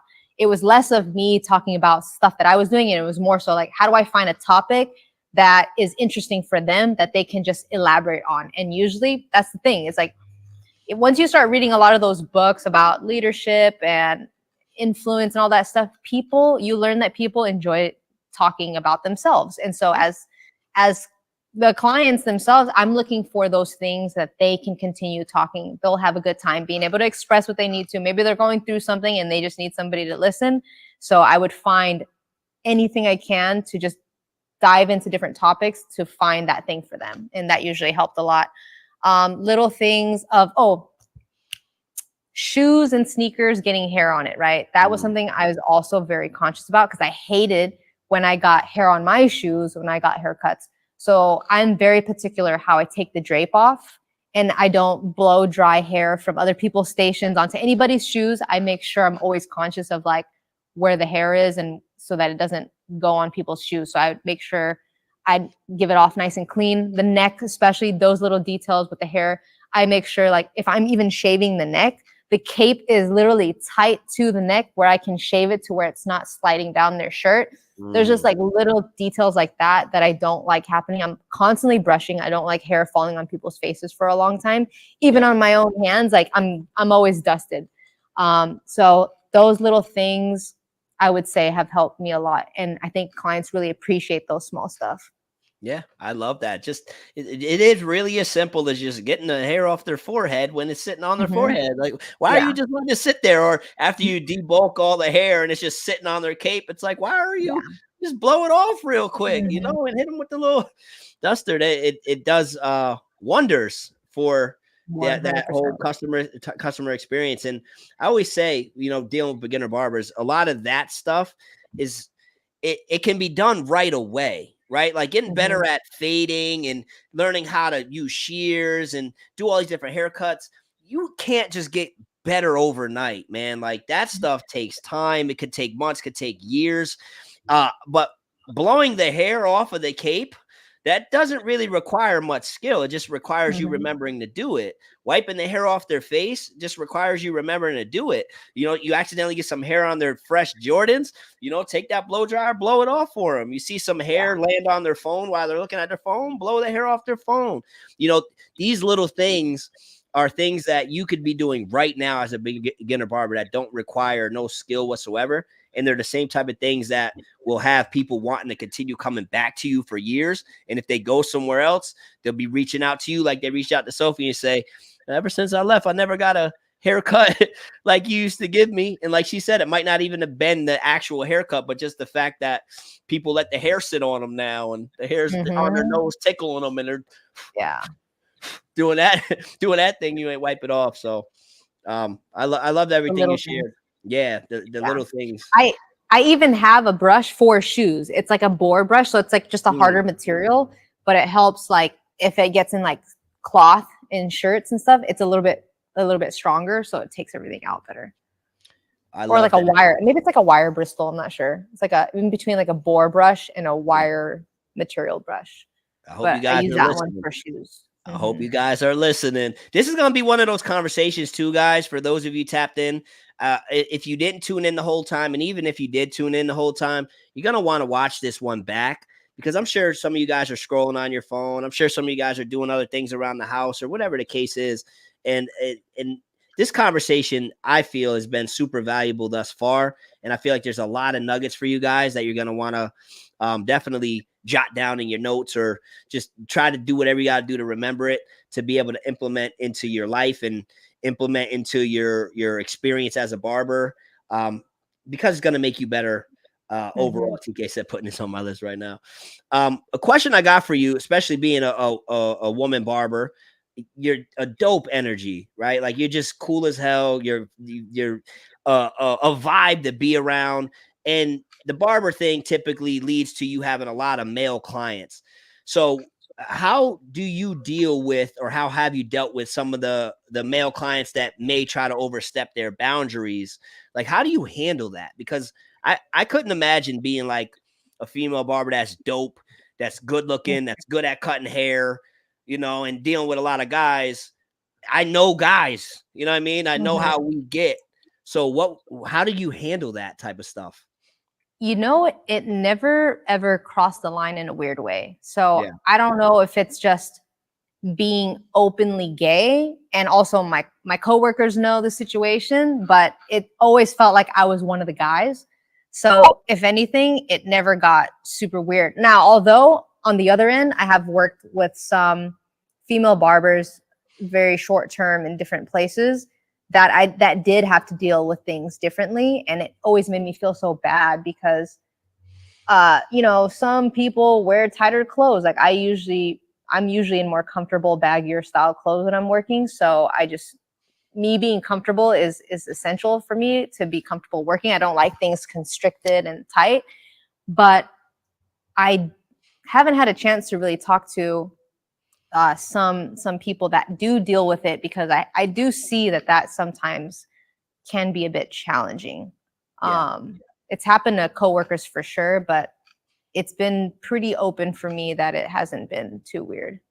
Yeah, I just couldn't imagine, like, you know, because it's just like being a woman in the shop and maybe having clients text you because you're not using a booking app and they're texting at weird times, and maybe they might say something to see what you're gonna do with it, and it's just, I couldn't imagine having to deal with some of that, you know. And I'm always at a loss for words of what to say to women when they ask me, you know, what's some of your advice, you know, when it comes to that type of stuff. It's like, I could say what I think, but I don't, you know, I don't really know. I feel bad sometimes because I just know how we are as guys. I'm just like, sometimes a girl's nice to us and it's like, yeah, she want me. It's like, bro, she's just being nice, you know. So you know that it could be challenging. That's one of my boss did tell me that when I first got into that first shop that I was talking about, where I stayed at for like that first 4 years. One of the things he said is, you are going to be working around a lot of guys, so I hope that you don't find the language offensive. And working in not just that barbershop, but just barbershops in general, I could say that I've grown a lot of thick skin through the process of it. And you do hear a lot of stuff, but I don't usually take offense to anything. I'm pretty open when it comes to things. I think people have their opinions and they feel what they want to feel, and that never really makes me feel uncomfortable, especially if it's not directed towards me. But as far as like people getting into your personal space, I usually try to keep it pretty clear that there is nothing to question, right? I try to keep everything pretty direct. I don't beat around the bush. So as long as I can get that message across to where there is no blurry lines, I don't think people will read it a different way. And So if it's they almost like do, setting boundaries right away. Like you yeah, said I them would right say out the so. gate. Yeah. It's Yeah. like if they're weird, then I just make it hard to book another appointment. It would be like, sorry, book's full. Like, it's what it is. Yeah.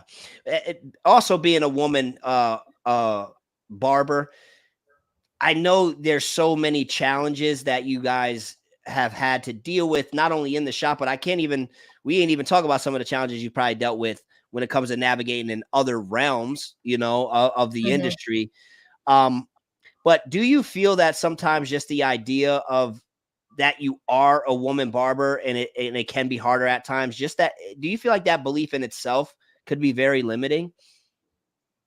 I think at first I used to think it was a disadvantage, but over time, I think it is an advantage because naturally you're going to already stand out Yeah. in your shop, in wherever location you're in. And I think it's what you do with it. But now in today's times, I think it's all even playing ground. There's way more women now. It's not as weird or unusual. And I think now is the chance to really, whether you're a female or a male, like you have the option to really take what you can do and just grow with it. It doesn't even matter anymore what gender. Yeah. And I love that. I love that. And I don't know. I asked you that because like I feel like life isn't fair. As much as we want Mm-hmm. it to be fair, it's just not, and there are advantages and disadvantages in so many different ways. And I just feel like once you start looking at things through the lens of assuming that you're at a disadvantage out the jump, I feel like it can almost be a self-fulfilling prophecy for one. And I Mm-hmm. feel like for two, it could just lead to you just carrying yourself with an energy that, again, almost just creates some of these things that, you're fearing are going to happen, So Mm-hmm. when I've dealt with some of the female barbers before, it's just like, you're a barber, like you're a barber at the end of the day. And I get it can be easier for me to say that as a man for sure. But I think a lot of things we tell ourselves at the end of the day are just they're lies. And so it's like, if we're gonna lie to ourselves Mm-hmm. overall, why not lie in a positive way? You know what I mean? Like Right. at the end of the day, right? Like you say you're a woman, I look at it as an advantage. Okay, well, somebody will look at you and say that's not the case, right? But maybe it's Mm-hmm. just a lie. Maybe you're lying to yourself and saying it's an advantage, but it's clearly a lie that's working for you. You know what I mean? So I'm like, if we're gonna lie to ourselves or tell ourselves stories, I always just try to come from an empowering place, Mm-hmm. So You that's why know, I would just try to tell women that, like, you're a barber, to stop looking at it through the lens you're a female barber. I get it, but I think it could be yeah, a limiting belief at times. I 100% agree with you on that. It's what you're tuning into, right? Is what you're going to receive. But this also reminded me because when I used to think it was a disadvantage, I'm like, yeah, there's just more men. It's harder to stand out because I'm not a guy, and you're just thinking of all the negative things. Once you're in that cycle, it just gets worse, and you're just digging yourself a deeper hole. But I remember talking to Patty Cuts, one Shout of the outs to best Patty. barbers. He's the Shout out to GOAT. Patty, Oh boy. one of the best barbers in the industry. And when I was doing a podcast with him one time, he kind of took me back to his old journey. And he started off in a black barbershop. And Patty is a super white Irish guy. Yeah, And facts. he was struggling with getting people to trust him because he was white. And I'm Yeah. like, oh my God, this is just like being a female barber in that space, but Yeah. dealing with something different. And I'm like, at that moment, it literally kind of put me in a different perspective from that point on. Cause I'm like, it's not necessarily just being a female. Like there's just differences that everyone has in different scenarios. People are all struggling, whether it doesn't matter what you are, what color you are, anything. It's just now it's just what we're highlighting, right?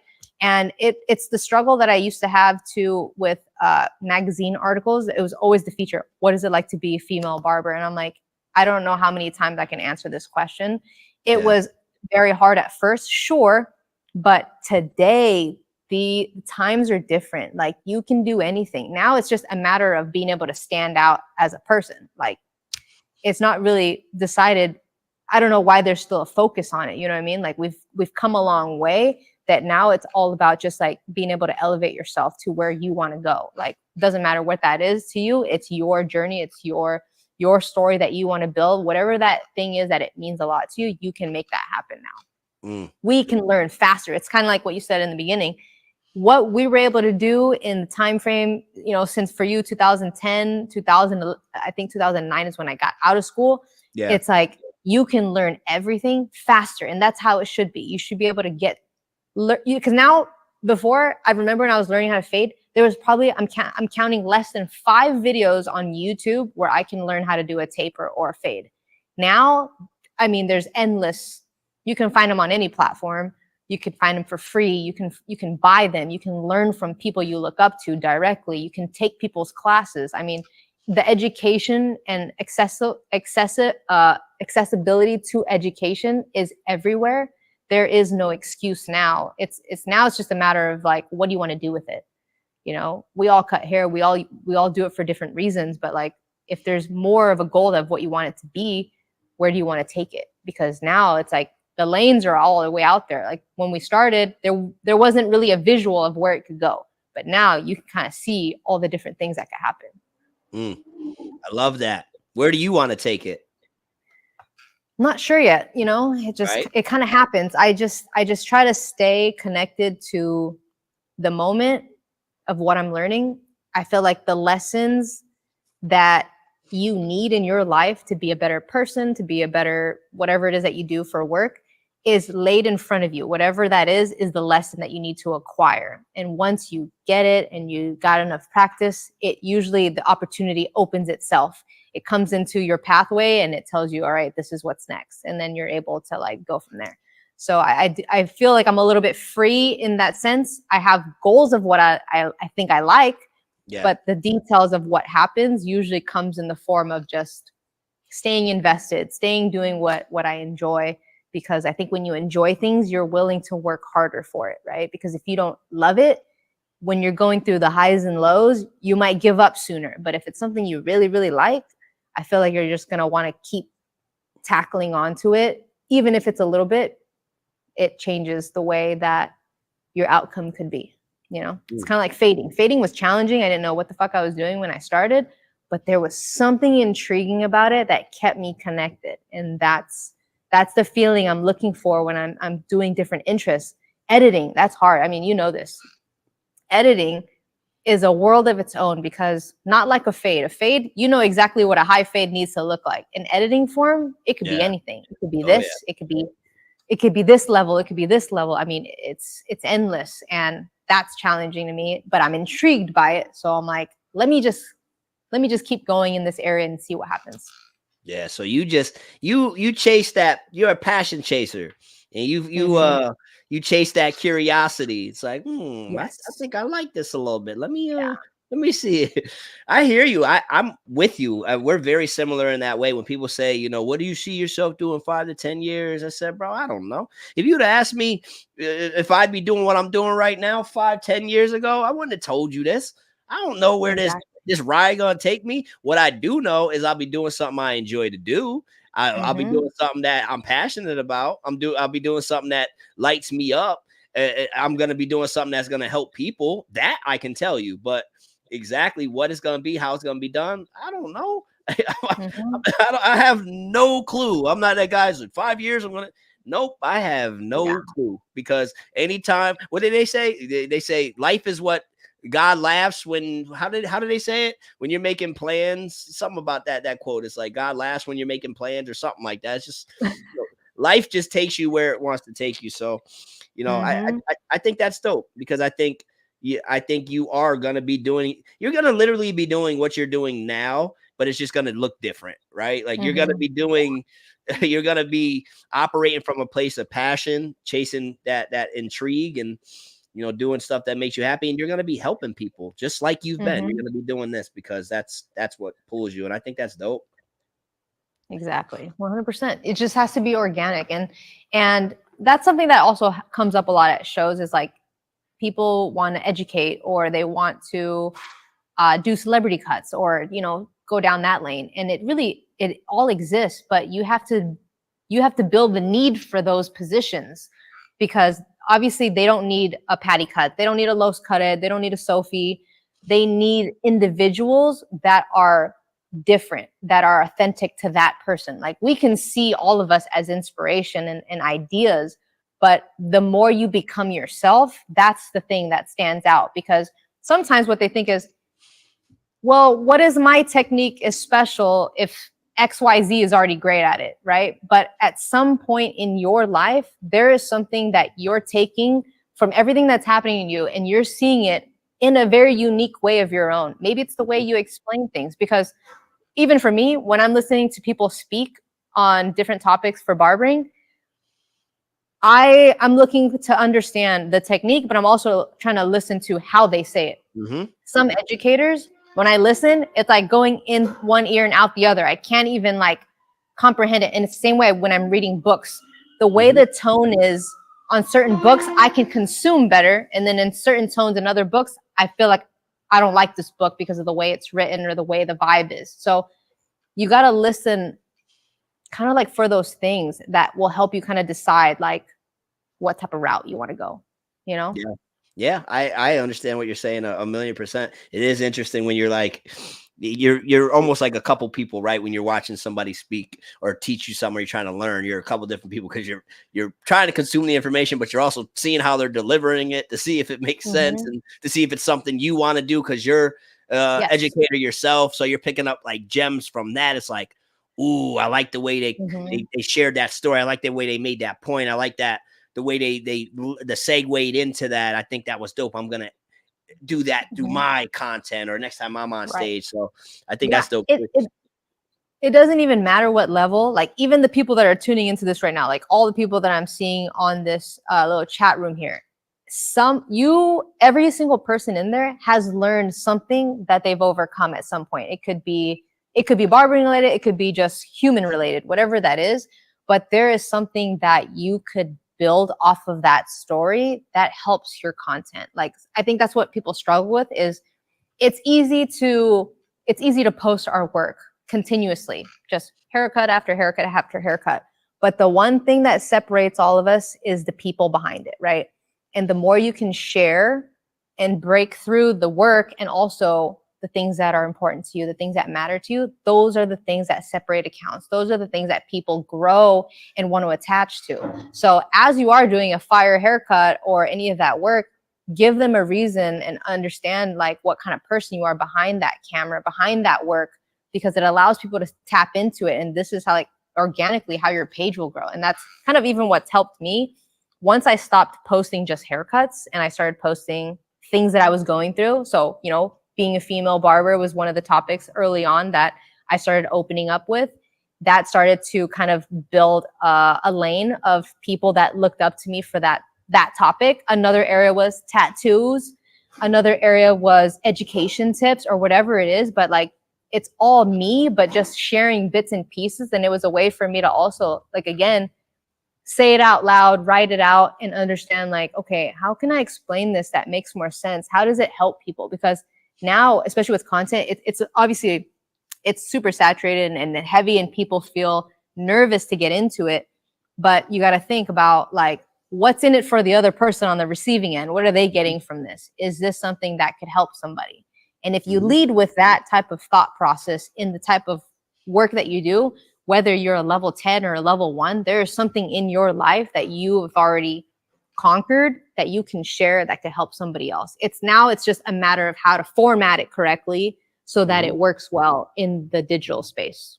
I love that. And to piggyback off that, when it comes to sharing stuff that can help people or teaching people something, I think it was Russell Brunson that I heard it from when he explained like, you know, so many people want to be able to help people or teach people new things, but they feel like they're not ready to do that yet. Right. And maybe you're tapped in and you're thinking the same thing. Like, I would love to share some tips, but what can I share? I'm in barber school, or I've been cutting hair for a year or two. What can I share? And one of the things he shared with me that I learned from him was that, you know, you just have to be one chapter ahead than the person you're trying to teach, right? Like, for example, like if you look at it like a book, like you don't have to be all the way at the ending of the book. You just got to be on chapter 2, and you can help people who are still on chapter 1, right? You don't got to be on chapter 5 or chapter 10. You just got to be a little bit ahead of the person you're trying to help, or like Sophie said, been through some stuff and overcame some stuff, and know how to explain it in a way that can help somebody else overcome some stuff. But you can help people no matter where you're at any level. Right. Yeah. Right. It's like it always trips me out when I see comments from people that are like, damn, if I had more money, then I could help people. It's like, you don't need money. You don't need this giant lump sum of money to be able to help somebody in your daily life. You can help them in so many different ways. Like, you could offer them a smile. You can offer a compliment. You can offer an acts of service. Like, there's just so many things that you can do that moment to do that. You don't need something in the future in order to do something good right now. It's like, you just do it because you want to, and you do it in the way that you can. It doesn't necessarily have to be attached to some crazy number, or, you know, have to be perfectly crafted. It's just, it's a genuine effort to just improve something in that moment, whether, you know, it's just a good deed is a good deed, right? If you're ever having a bad day, guys, listen, if you're ever having a bad day, go to like a little convenience store and pay for somebody's coffee. Just do that and Starbucks walk out. line. Listen, pay for it and watch how you feel. If you don't got any money, Marv, I don't even got $2-3 to do that. Fine. Just go out, go walk to a store, right? Walmart, a mall or something near you. If you're having a bad day, and just compliment people along the way. Stay in the store for 5-10 minutes. If you see somebody's got a nice pair of sneakers, bro, those kicks are dope. You see somebody's got a dope shirt on, yo, I love that shirt. That shirt's fire. Just go and compliment people for free in the store for 5-10 minutes, and you tell me how you feel afterwards. Yeah. You tell me how you feel. You will feel better, man. Like, I think it's one of the ultimate hacks is to just, like you were saying, do some of these good deeds. I try to do it as frequently as I can. If I'm running to the convenience store to buy coffee, I always try to sneak and pay for somebody's coffee. And it's always funny when I pay for it and then I run skirt off to my car and I get in and they're looking around and they smile all happy. And it's just like, you know, or if you tell somebody that you just want people to be seen. Like, we just want to be seen, right? Too. So you acknowledge, like, yo, that's a nice hat. I love that hat. Like, you will raise your own vibration. And I promise you won't stay in a bad mood at least at that point. Maybe something else happens later in the day and you got to figure out a way to get out of it again, but it will help you and it don't cost you nothing. But that's an instant good feeling for sure. I try to do it. I try to do that all the time. I'm the weirdo that's, you know, getting a $2 coffee or $3 coffee in Dunkin' Donuts line and leaving a 10, you know, for a tip, or, you know, just because, like, the way people glow. And to me, it's just like, that's what it's about. Like, I don't know. And I don't even know where it comes from or why I want to be like that. But, you know, I just think that we're all put here to make this thing better. Right. And I think we feel our best when we're doing things that make us feel good while also helping other people. I think that's when we feel our best. Like, even if you think of it from an aspect of a barber, just the fact that people are coming to you looking like crap and maybe down, and then you give them a haircut and now they're glowing. That feels amazing, you know? Oh, yeah. Yeah. It feels the type amazing. of work we do. Yeah. Because usually, like, my favorite part of a haircut appointment is the end. That is my favorite. If they've been coming to me before, usually I don't show them the mirror at all till the end, and I'll just constantly turn them away, because doesn't matter year 1 to year 14, it is one of my favorite parts, because that's the moment, like, I hype them up about the haircut and tell them how good it looks, and they love and appreciate that moment as much as it does for me. Like, we both receive something in that moment, and I think that's what makes this industry so amazing, is like, you really do feel good. helping people feel better. Because I mean, even for ourselves, like we know what it's like when we have a good haircut, we have a good hair color, our beard looks good, whatever it is, our clothes fit nice. Like it instantly just makes you feel like, okay, I feel good enough to go out into the world and do better and do good. So we're constantly just giving and receiving. So, you know, I love that flow of what we have. Yeah, it is a great feeling when you don't show them the mirror and then they see it and it's just like they're so happy about it. I try to do the Super. same thing. I try to make them never see the mirror until the end. You know, some people are Mhm. gonna And do it's that. hard. And it's They're hard to gonna, hide them. Yeah. you know, that creator. I think it's Crew Cuts. Maybe have you ever seen him where he does like the women's hair and he does like he completely transforms them and does like these Mhm. amazing transfer. Oh, I'm gonna send you his You have content to once we send get me. off of this. He does like he'll have the women sitting in the chair and then they'll just be like no makeup, hair needs to be done and stuff, and he stands behind them and then he does like a cool transition and he just transformed them in such an amazing way. And then he stands behind him and he jumps up and down and smiles. It's just like the Oh, content that's that super brings cool. tears to your eyes type of Oh content. yeah. I'm gonna send it to you, but it's just the Okay. fact that we Yeah. have the ability to do that for people is amazing. Yeah. No, that's I awesome. love our industry, man. I definitely cry on social just watching people's happiness like that. Like on TikTok, I'm crying on there all the time, just seeing people just be happy, genuine happy moments that are in different lanes of work, and it's just incredible to watch. TikTok's got that great algorithm, right? It's the Super. best. I It say I was knows. talking about It this the knows. other day. TikTok is the one app that when I get on a scroll, I never get off it feeling agitated ever. Like Mm-mm. if I'm scrolling on Instagram, I might see some wild that triggers me for a minute, or Twitter Mhm. especially is the worst. I don't even know why I go on that sometimes. But when I get on TikTok, it's just like laughs and smiles, little nose tingling a little bit, like that. That algorithm is different. It's a high vibration algorithm for sure. At least mine is. I don't know. I'm glad they didn't ban it. That's for sure. Yeah. That would Are have been you crazy. are you posting on there a lot? I try. Sometimes it's hard to be as consistent on there. I Yeah. think probably Instagram I'm a little bit more consistent, but I'm working on getting YouTube and TikTok a Yeah. little bit more in cycle. Yeah. I, if you can get TikTok, Sophie, oh my God. TikTok, as far as monetization, is going to pay you the best. Really? By a long shot, aside from long form YouTube, but I'm sure you know how difficult that is to crack, right? Long form YouTube Hmm. is different, but when it comes to the short form content, TikTok is way better than all of them, way better than all of them.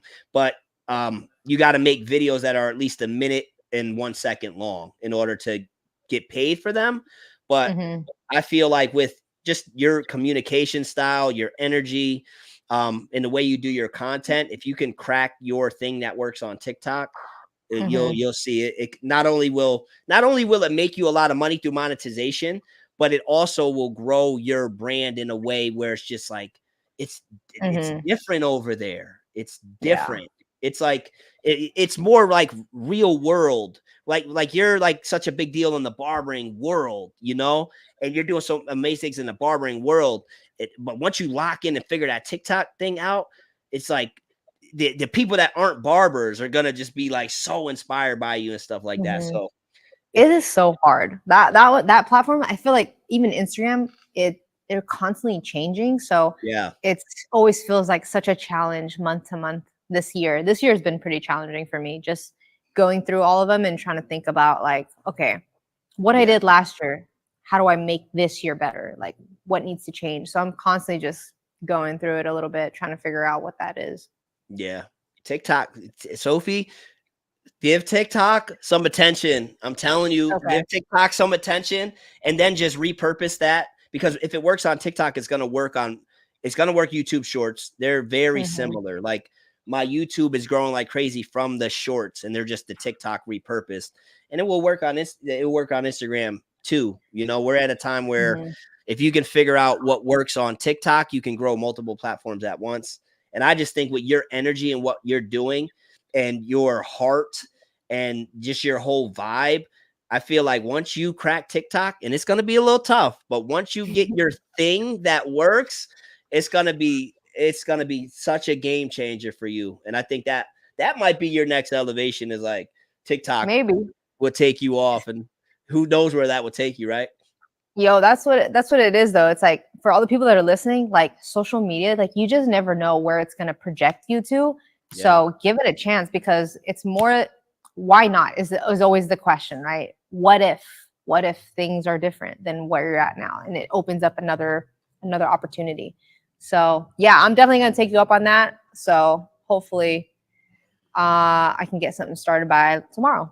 Yeah, I have to keep it. I gotta just keep it more touch. I gotta reply to more of your stuff and stay in more touch with you, Sophie, because you're amazing, and I love everything you're doing. Even if you don't hear from me a lot, I'm super proud of you, and I'm grateful for you.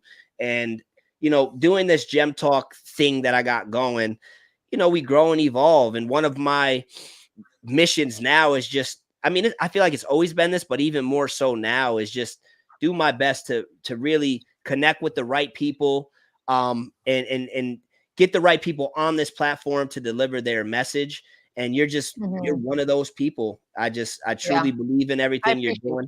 I do. I really do. And even if I don't, you don't always see me in the comments or the messages or whatever, like I love what you do. And I'm sure everybody in the chat, they'll let us know too. Y'all appreciate Sophie, because I sure the hell do. I appreciate Sophie. Sophie is fire. But Thank you. I appreciate that a lot. You Yeah, got and it's, I really love this talk, because it is a lot about life as well. Like it internalizes here. Like if we're good here and we make sure we're aware of what's happening, we're understanding that we're making these decisions, moment to moment. Those are the things that are going to really manifest in reality. It starts here. This is going to trigger the emotion that we feel, and that emotion is going to turn into the actions that we actually need to put into place, to put into work, to get us into this vehicle that takes us to different lanes, and your happiness is down to what you want it to be. Don't feel the pressure of having to be a certain way.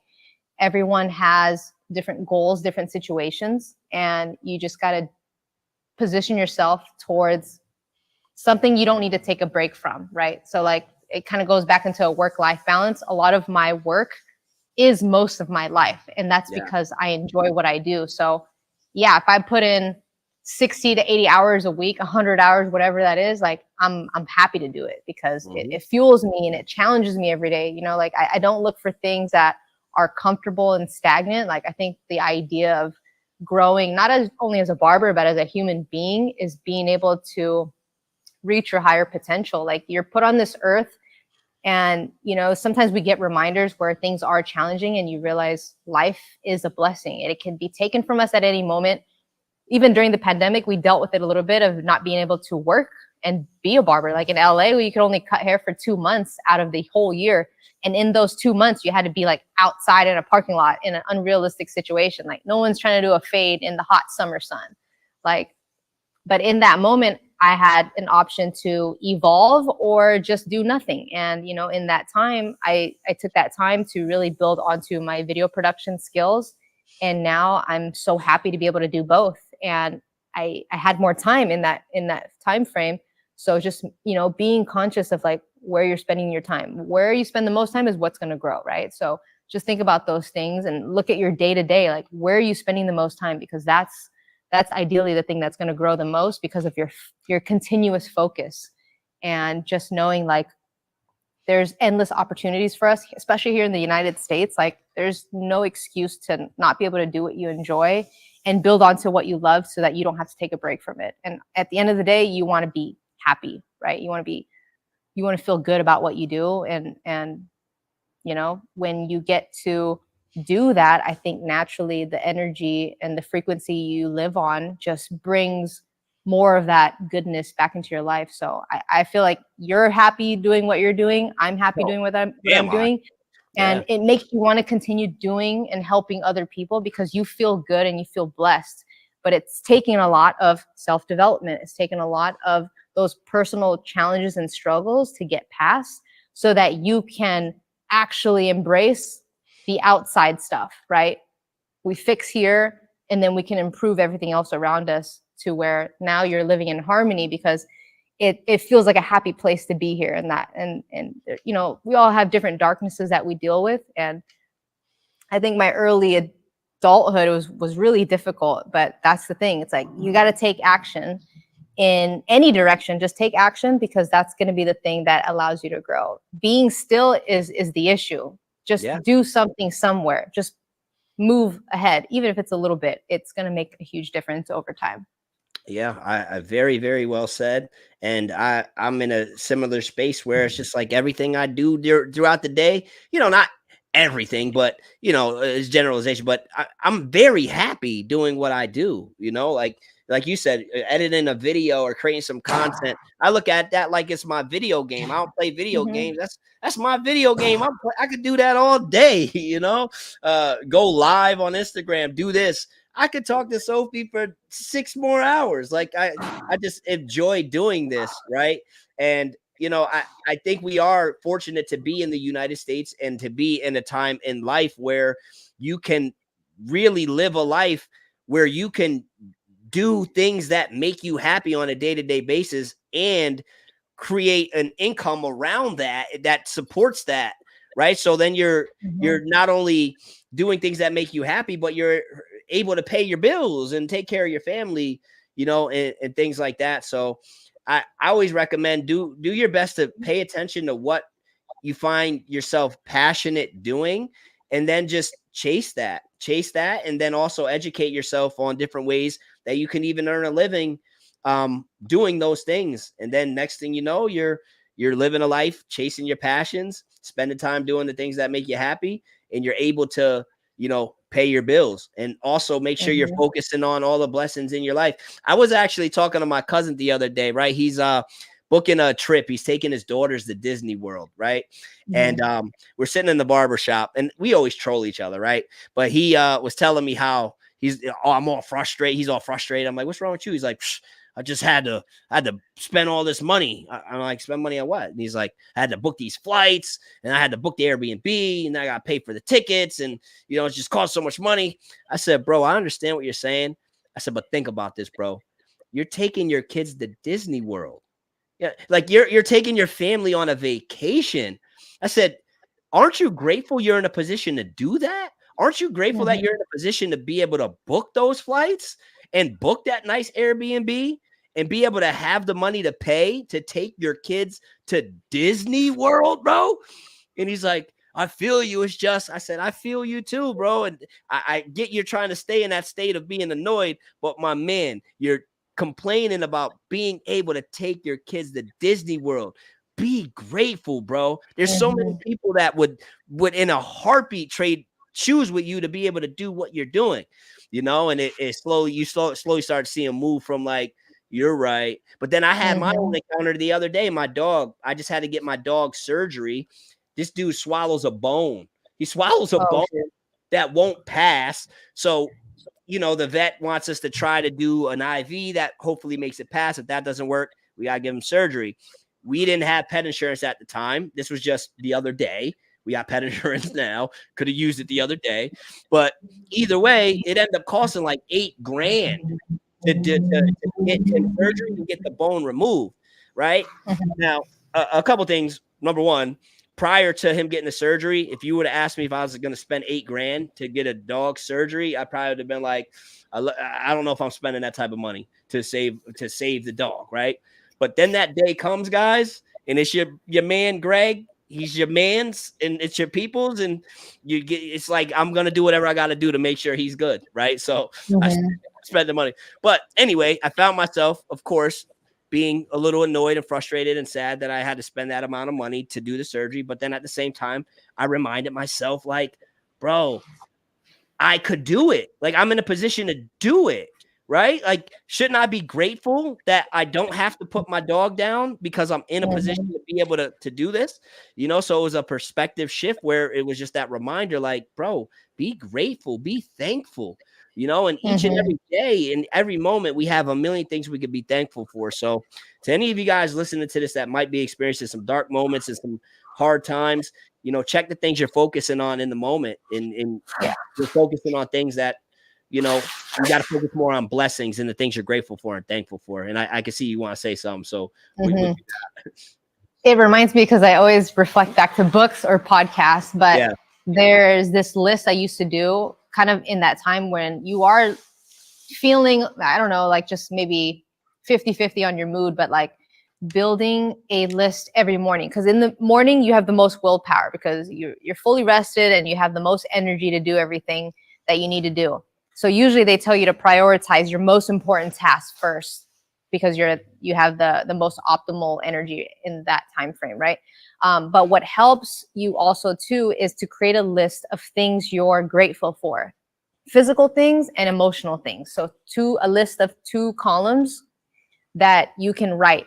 And sometimes you can write it out if you like to write, or you can do it in a text, like in your notes. I did it in my notes. But there was a time I also wrote on like a notes on an iPad, and I would read it every single day.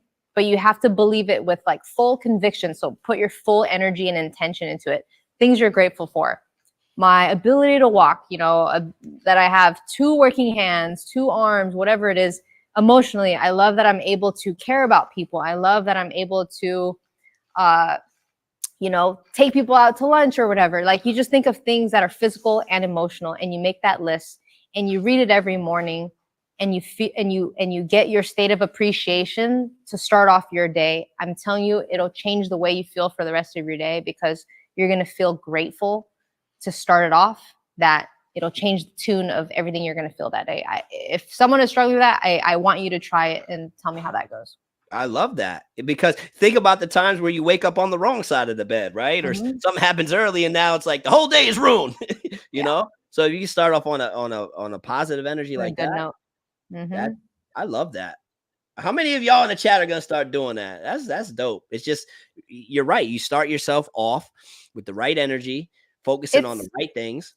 Yeah, because it's hard sometimes for people to remember the goodness that they do too. Like, it's so easy for us to think negatively about ourselves, but like there's a lot of things that we are grateful for that we probably just overlook or we forget about because we're not in the habit of doing it, So once you get and you tap into, you're like, holy shit, like I actually do a lot of good that I never give myself credit for. And I think sometimes we're just hard critics if you don't normally do that on a daily basis. So you're constantly stressing about the family, stressing about bills if you're like the caretaker and you're the breadwinner of the relationship. So there's a lot of things that we do that may be overlooked because we never, accounted for it. So it's just like a little nice friendly checklist for yourself to feel good about yourself. And just remember, like, there's things that you do whether people see it or not. And that's what you have to remember to kind of like get yourself in a good place. Yeah, I love that.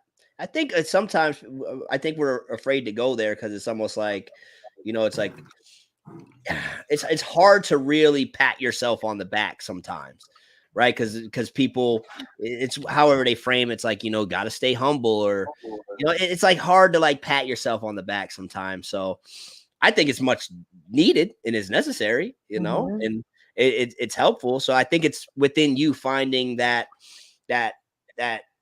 okay to pat yourself on the back, to look yourself in the mirror and say, you are doing an awesome job, and you have a lot of blessings that you should be grateful for, So I love everything you drop, Sophie, and I think we kind of got to wrap it up, because if we don't, I'm going to end up keeping you on here way longer. And you already gave us 2.5 hours, which we're super grateful for. Everybody in the chat, please flood the chat with some gems. Let us know how you felt about this conversation. Sophie, was there anything that you seen as you were scrolling that maybe you wanted to address? I mean, I feel like some of the questions people asked, I did my best to incorporate them into the conversation, but is there anything that you want to speak on or answer to? People were asking about confidence, being a woman, that type of stuff I've seen. I can't, the text is a little small, but I feel like we covered a lot. Yeah. I think we touched on those bases. If people are tuning in, like they didn't watch it from the beginning, there is definitely a section on just like building confidence through repetition, practice, that kind of stuff. That'll always be kind of the answer I'd always give for confidence. Your confidence is going to stem always from the work that you do, being good, being better at it. Once you get better at things, you naturally are going to feel that confidence. Yeah.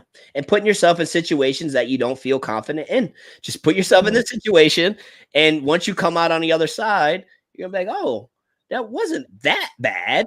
It was scary, but it wasn't that bad. And just the more you do that, the more comfortable you'll find yourself putting yourself in situations that are uncomfortable. And like Sophie said, the better you get. And as you're getting better, that's when, you know, your confidence will build. I would never just say just be confident, because it's earned. Like it's you have to, you can't, if you're just confident when you're not good, you're delusional, you know? So like you gotta earn that. So get good and you'll get more confident. All right. What is a new challenge you're looking at accomplishing? This would be the last thing we covered, and then we can wrap this up. What is something new? I know you're into filmmaking and stuff like that. So maybe that's it, or do you got some other stuff that you're cooking up? What's a new challenge that I'm trying to accomplish? Being a better speaker. Yes. So, I mean, I know I've been speaking at shows and events, but I am working on being able to be a better speaker on things that are not just barbering related, more of like personal journey and growth, and being able to maybe package my words a little bit better in that area. So that's what I'm actually working on. So kind of like the switch when I was talking about the newsletters, being able to talk it through. Yeah. I'm trying to practice more speaking exercises to make myself better in that area. And look at it, perfect time. You're working on that, and then you're going to get on TikTok, and that's when it's going to go, because you're going to be doing all of this dope stuff, speaking to things that, you know, just aren't barbering related, and that's when it's going to connect you to a whole new, wider audience, and it's game over. I love that. Are you going to be in Vegas? Is it the J Majors and Jackie show? Yes. No, it's the same time as BarberCon, Dallas. You're gonna be in Dallas? Yeah, I'll be in Dallas. Nice. I wasn't sure. I wasn't planning on going to either one, but then I got an opportunity to like go to both. They're like, oh, you know, wow, you're going to both? I'm not cool. Now. I'm going to Vegas over Dallas, but what I mean is like they you know, Fort Worth Barber Supply, Ed and them, they're amazing people, and he was just like, you know, if you want to come out to Dallas, just let me know and we can work something out. And I'm like, well, I think I'm kind of done with events for the year. And then Tim from Bopper reached out to me, and he's like, you know, you trying to come out to Vegas? And I'm like, I think I'm kind of done for the year. But then I'm like talking to my wife, I'm like, you trying to go to Vegas? And she's like, you know, I love Vegas, so we gonna be Vegas is always fun. Yeah, we just came from there for the first it was USA versus Canada basketball game, the men's basketball game. That. So. I've seen you recorded with the iPhone and stuff. That was fire. It was good. It was super good. That was dope. The energy in that building was cool. Yeah, it was. It's so different watching it live than on TV, but the energy is unreal. It's so much fun. Yeah, that's awesome. I seen you post it. I think it was like Anthony Edwards or somebody, and you did it with like the phone. I'm like, Sophie is a beast. You're so good. You're so good. And I can't wait to see where you take it with just everything, the content, just everything you're doing, you know, what the impact that you're making. I'm excited for you, and can't wait to see where you take it. And if you ever need anything from me, if for some reason Marv pops on your mind and you're like, hey, maybe Marv can help me with this, you got my full support in anything you do. I believe in what you do, and I know where your heart is. I got questions for sure. Yeah, we put our minds together and we do something crazy. So let's make it happen. So barbers, I appreciate you guys for tapping in live, especially those of you who hung out the whole time. If you just tuned in and out, we appreciate the hell out of you as well. This is definitely one that you're gonna need to rewatch, and I highly recommend that you throw up on the shop TV tomorrow, man. If you guys got value out of it, if you didn't get value out of it, tell people not to watch it, whatever. But if you got value out of it, throw it up on the shop TV tomorrow so the barbers can see it, the customers can see it. I think this conversation was super impactful, and I know a lot of you did as well. So, Sophie, before we go, where can they find out more about you? Where do you want them to connect with you? And where can they get on that newsletter again? Super easy to find me. It's just StayGoal31 across every single platform. Definitely check out the newsletter. Check out YouTube and TikTok because we're going to be busier on there. So yes, I got a couple more surprises later down this year, but definitely check it out. Awesome. Sophie, the barber industry and the barbers and the people who aren't barbers, we all appreciate you. Thank you for taking 2.5 hours and kicking it with us. I'm going to ask you to hang out for like 5 minutes once I end the live. To everybody else, I hope you guys enjoyed the conversation. And until next time, keep chasing greatness, and we will tap in with you soon. Barbers! Thank you, guys.